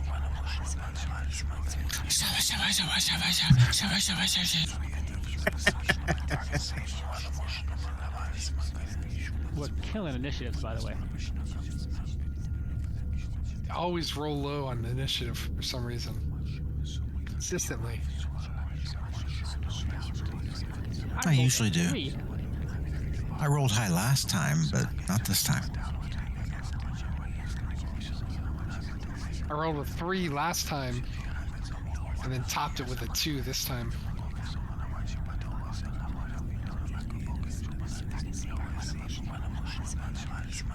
So this animation of the hands reaching out towards you guys, I've had this animation for months. I've been waiting to use it. It's a good thing I don't have pea shyness, because that whispering was fucked up. Like, I should have taken my headset off. Hey, what is this? Are you still peeing over there? What are you doing? Is he still peeing? Is he still Okay. peeing? What's he doing?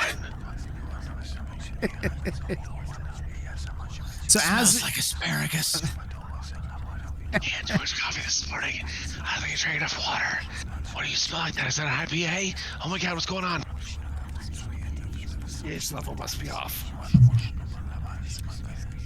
So as you are slowly being pulled down into the sludge, you are restrained. You have 0 movement, and you've got to try to break free from this.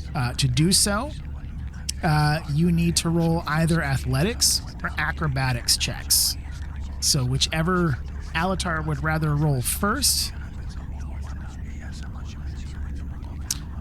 Well, I'm going to choose the one that's a better, which is a +1 instead of a 0. Okay, so as you go to do that, you, my friend, get to roll with advantage. You see that one of the spine devils that you accepted their help from in the last dream sequence comes flying down to try to help you, granting you advantage on your checks, which should be the alt key, I think. A for advantage. A for advantage. Fucking A. So acrobatics or athletics? Excellent. So with that 17, you are able to break free, and the spine devil and you both slowly drift up and back into the blackness, leaving the sludge behind. That is going to bring us to Audrey. Acrobatics or athletics?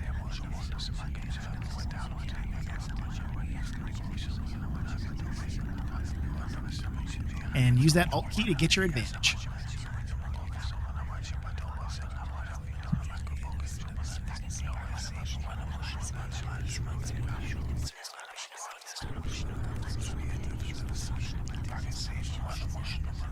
It says configure acrobatics, check bonus, submit. Do I just go ahead and a pop-up window came up? Is that correct? Can you guys hear me? Yeah, I'm not quite sure what that is. Click submit. Let's see what happens.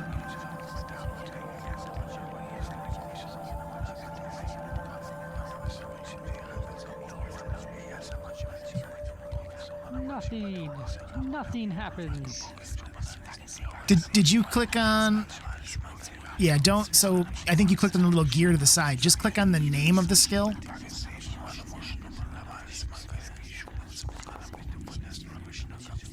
You were correct. There we go. Yep. With a 21, That is going to be a success. So your spine devil bows its head. Let me assist you, mistress. Grabs your hands and helps pull you up out of the sludge, the two of you slowly drifting up and away.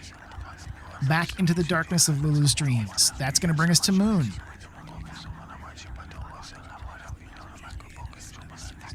You all rolled poorly on initiative, so you're rolling high on your skill checks.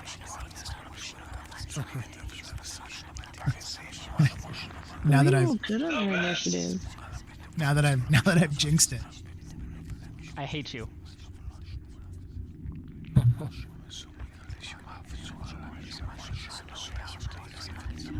Oh, hey, it's my turn, isn't it? Yep. Ha ha ha. I'm paying attention. Yeah. Okay.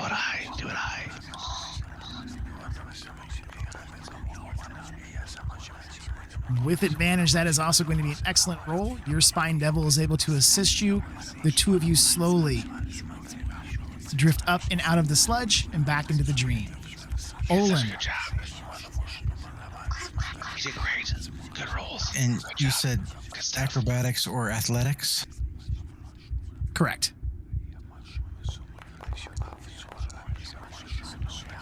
Oh, and you get it with advantage, so you can roll that one more time. All right. And fuck. Unfortunately, both those are going to be a fail, so we're going to hold you there, but we're going to go to Severius. So you are unable to break out, even with the help of the Spine Devil, the weight of your armor keeping you stuck in the sludge. Did you say hold Alt for? Yep. Alt in either athletics or acrobatics. Bet you he chooses acrobatics. And 14. That is also going to be a fail. So as you are trying to move up and out, your Spine Devil is attempting to assist you. You are unable to do so. That is going to take us back to Olin. So the first one's a freebie. Let's see how you do this time. So again, Alt key, athletics or acrobatics. Okay. Moral support. Unfortunately, okay, so that one is going to be a fail as well. So this time, this is not going to be fun.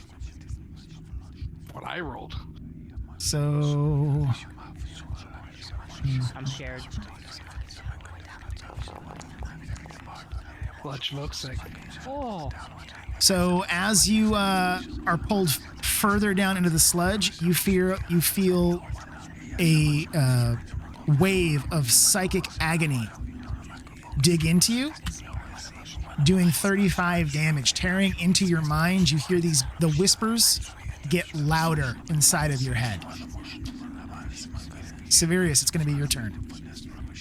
Great. Okay. No pressure. Try hard this time. No pressure. I'm rolling high. That is Double going to 12s. That is going to be a success. So with the help of your Spine Devil putting your sticky boot on Olin's face and pushing off, you slowly fade back up into the ether and back into the dream space. That is cold, Severius. Why would you do that to Olin? That brings us back to Olin. Slipped. And that's going to be a pass. So with a final heave of all of your strength, you're able to free your boots from the sludge, and the Spine Devil is able to pull you upwards, out, and away from the dream space, back into Lulu's dreams.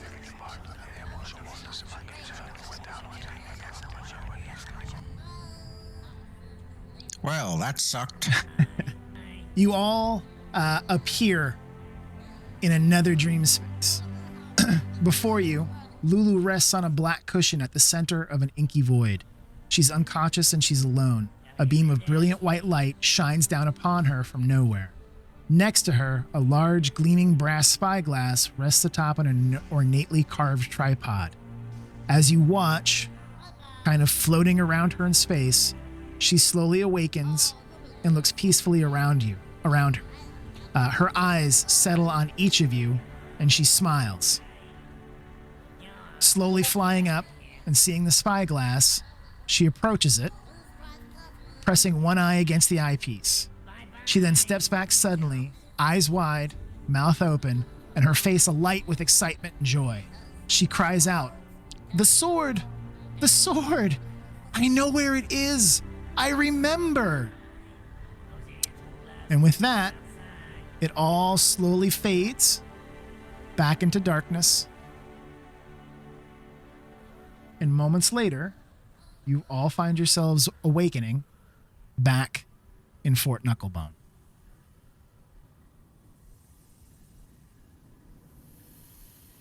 So as you reawaken, in front of you, Mad Maggie slowly steps up and away from the black cushion that she was resting upon. And you see, it's almost like she has a napkin and she's like wiping at her mouth and she's like, "That was delicious. So much from your memories." And she's talking directly to Lulu. "So much to remember.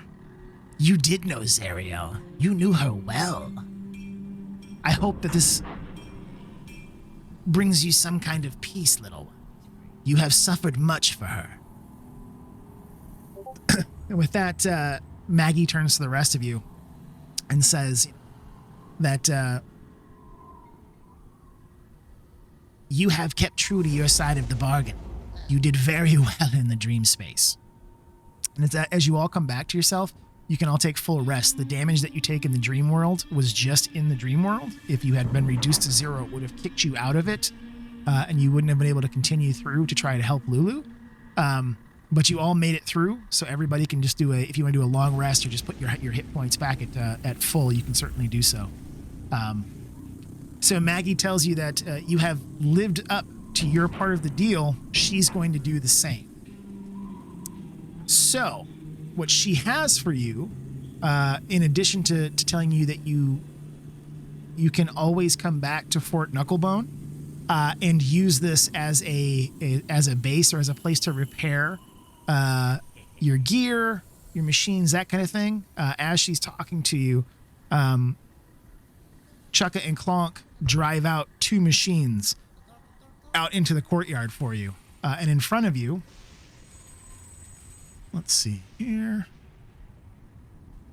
is one of these guys, a Devil's Ride, one of the motorcycles, and one of these guys, one of the Tormentors. And I will have to add these so that you guys can actually see them. But they both have different abilities and can do different things. Let me share. Let me share this guy.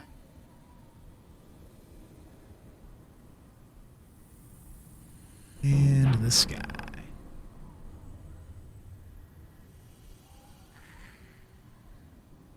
So this is the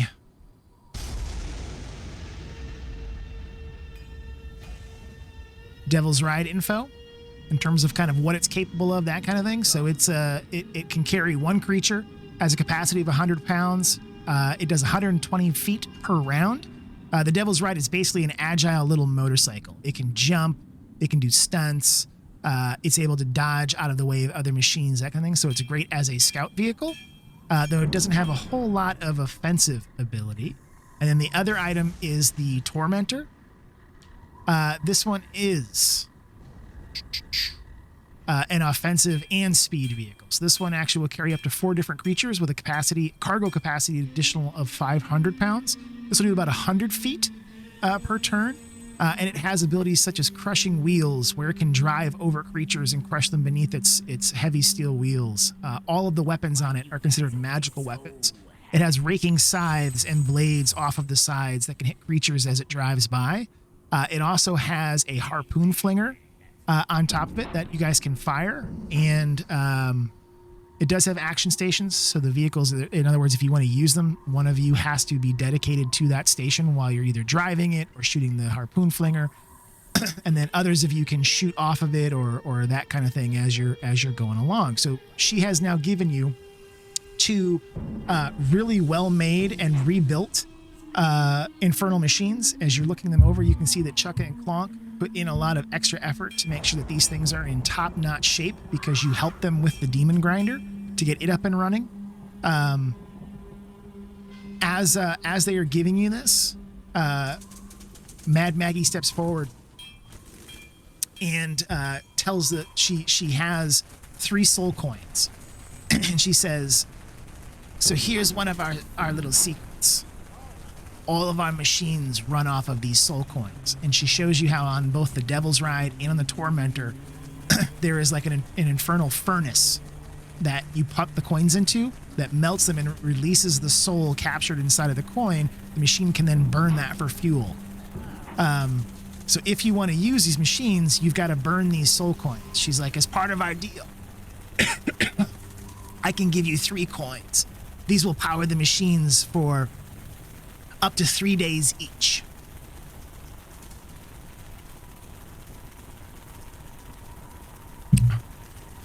Do you guys have any questions?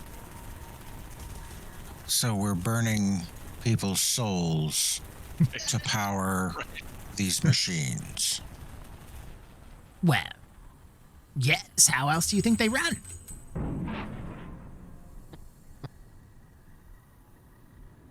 This Do you does have any- not sit well with me. Do you have any grab some natural gas? I can't wait to take the Infernal. So she this here.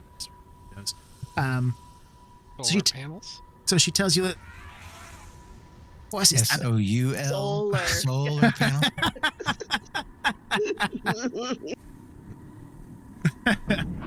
So she tells you there are other ways or other types of power that you can use. It seems like it's an awful bigger waste of time than just burning these coins. I mean, the souls are already kind of spent into the coin, aren't they? What happens to the souls after we burn them? Oh, they're destroyed forever. Better than trapped in a coin. So Oh, we're freeing them. so part of what you guys have learned about soul coins or that she can explain is that these coins are minted from infernal iron, and they're heavy. Each of them weighs about 1/3 of a pound, and they're inscribed with infernal writing, and it's a spell. These coins are actually minted by Mammon, who is one of the greater devils on Mineros, which is the 3rd level of the 9 hells. So you guys are in Avernus, 9 layers.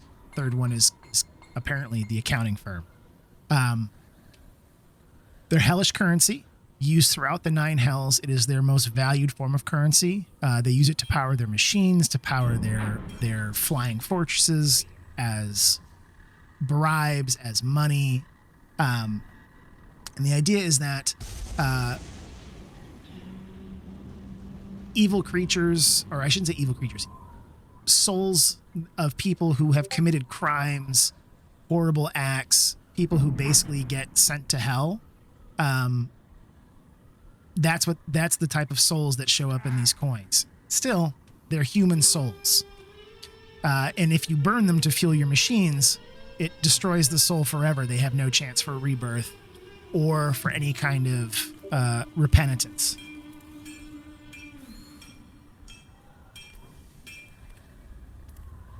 With all that being said, there are alternate forms of soul coins that you might be able to use. Such as. So she offers up a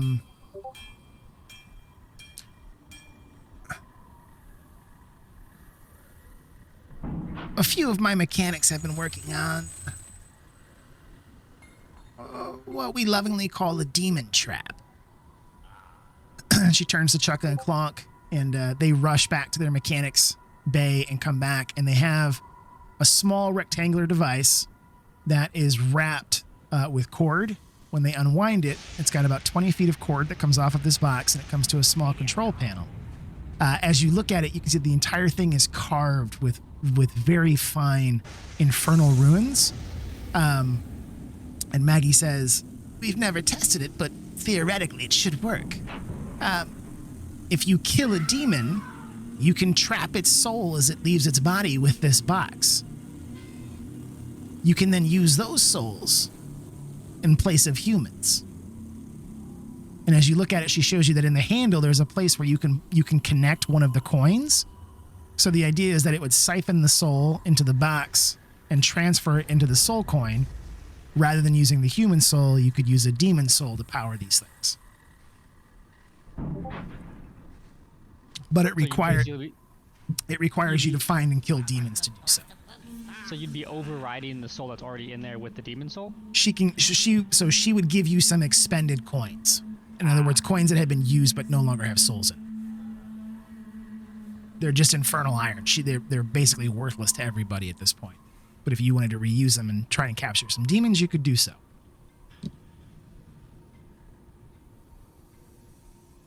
Let's take those with us.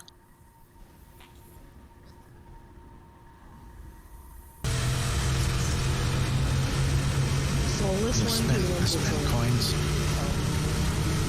I mean, we can take both, yeah. I mean, she's giving us the soul charged ones, but the others are worthless, so she's just going to go ahead and give them to us anyway.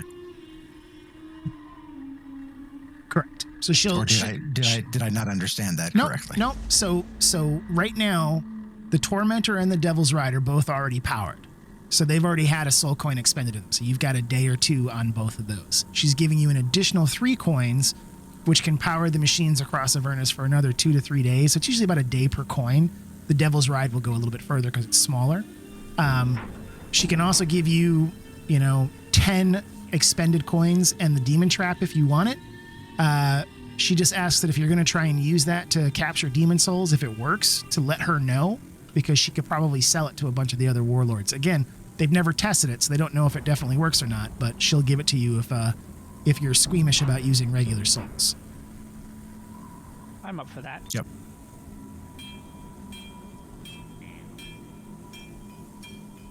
Cool. It's fine. Okay. I don't care. Burn the souls, don't burn the souls. What does Severius care? Okay. They're probably murderers anyway. So, as Maggie is giving you all of this stuff, Lulu is also kind of debriefing you guys and saying that she knows where the sword is. She believes it's in the Bleeding Citadel, which is one of the locations that is marked on your Avernus map.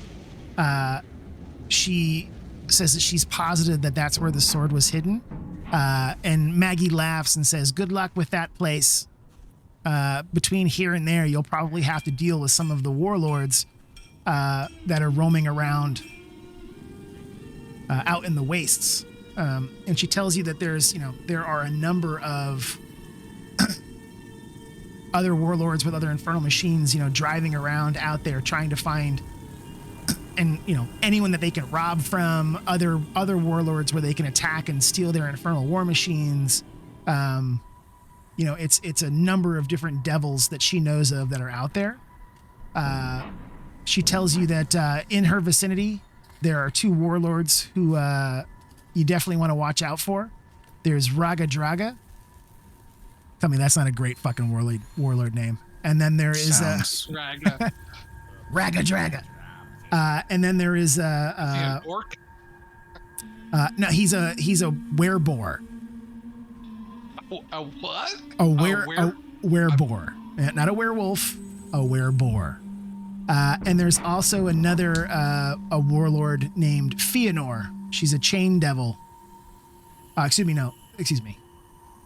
There's a horn devil named Bitterbreath, a human necromancer named Fëanor, that you definitely want to keep an eye out for, and Raga Draga the wereboar as well. But with the gear that she's giving you, you have a pretty good chance of holding your own or outrunning them at the very least. So Lulu thinks she knows where you guys have got to go and can lead you toward the burning citadel, where you guys can try and continue your search for the sword. Maggie has given you guys some gear. She also tells you that she's got the Tormentor. Some of the cargo space has been loaded up with food and water, since you're not going to find any of it out around the wastes. As she's talking to you guys, you get the impression that she is almost like she's satiated, like being like she fed on Lulu's memories in some way, and all the information that it gave her about Zariel and you know, the different parts of the dream that you saw were different points in Lulu's relationship with Zariel. So like the first one with the rainbow fields was all about when they first met and began their friendship. The battlefield was during the ride of the Hell Riders. That's why you saw the few humans in the livery of Elturel going through the portal. They were escaping after the fall of the Hell Riders. The like sludge pit was her trying to defend against you guys coming into her memories and pulling her back up and out. And then at the end, when she was able to kind of see through the spyglass, most of her memories came back. So Lulu is going to be able to share a few more of those with you on the journey to the Burning Citadel. So when do you guys want to spend the night? Do you want to stay some more time in Fort Knucklebone, or do you want to take your new vehicles and your rations and hit out on the roads and try and see if we can't find our way to the Bleeding Citadel? Is there anything more she can tell us about the warlords? Like strengths or weaknesses or anything like that? Let's see here.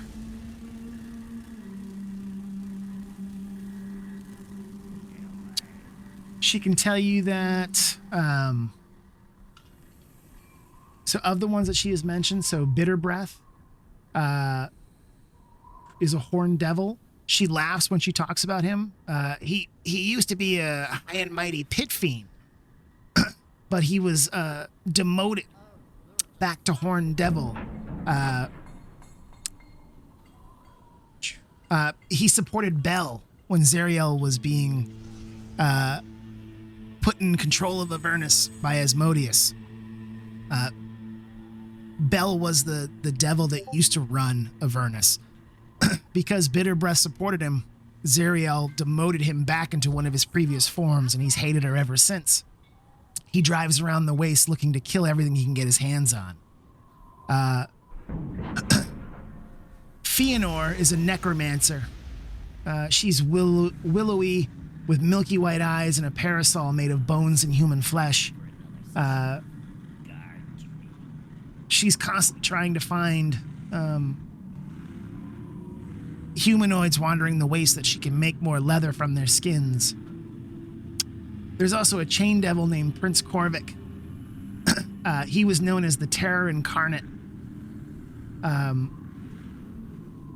He tends to pull a lot of recently disenfranchised devils to his banner. Those who are tired of the demon war, but haven't been able to be promoted up to become greater devils. And then, you've got Raga Draga. He's just a complete mess. He runs a group, or he runs a gang.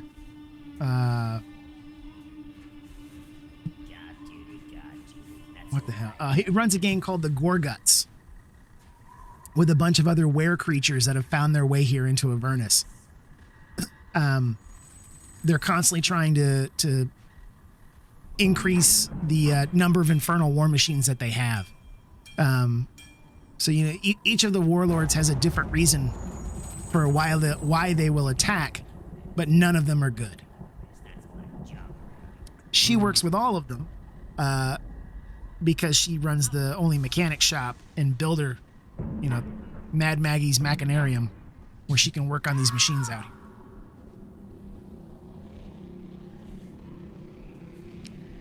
Okay. Thank you, Mad Maggie.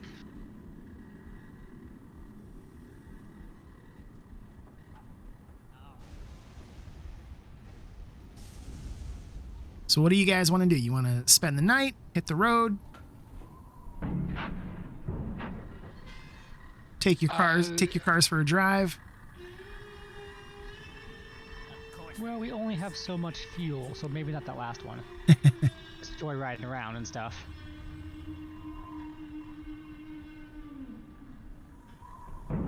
It's pretty I guess early, we can right? stay the night, and I think we're losing probably Nikki here.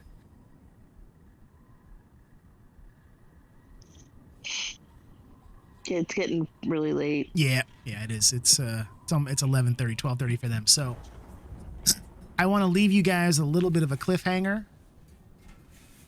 So we will say that as you leave Fort Knucklebone, Chukka and Clonk wave goodbye. Sorry to see you go. Mad Maggie and Mickey wave from the ramparts. As you take off, she tells you to come back whenever you need better equipment or repairs. And you guys drive off into the wastelands. You're about 4 or 5 hours out, cruising along,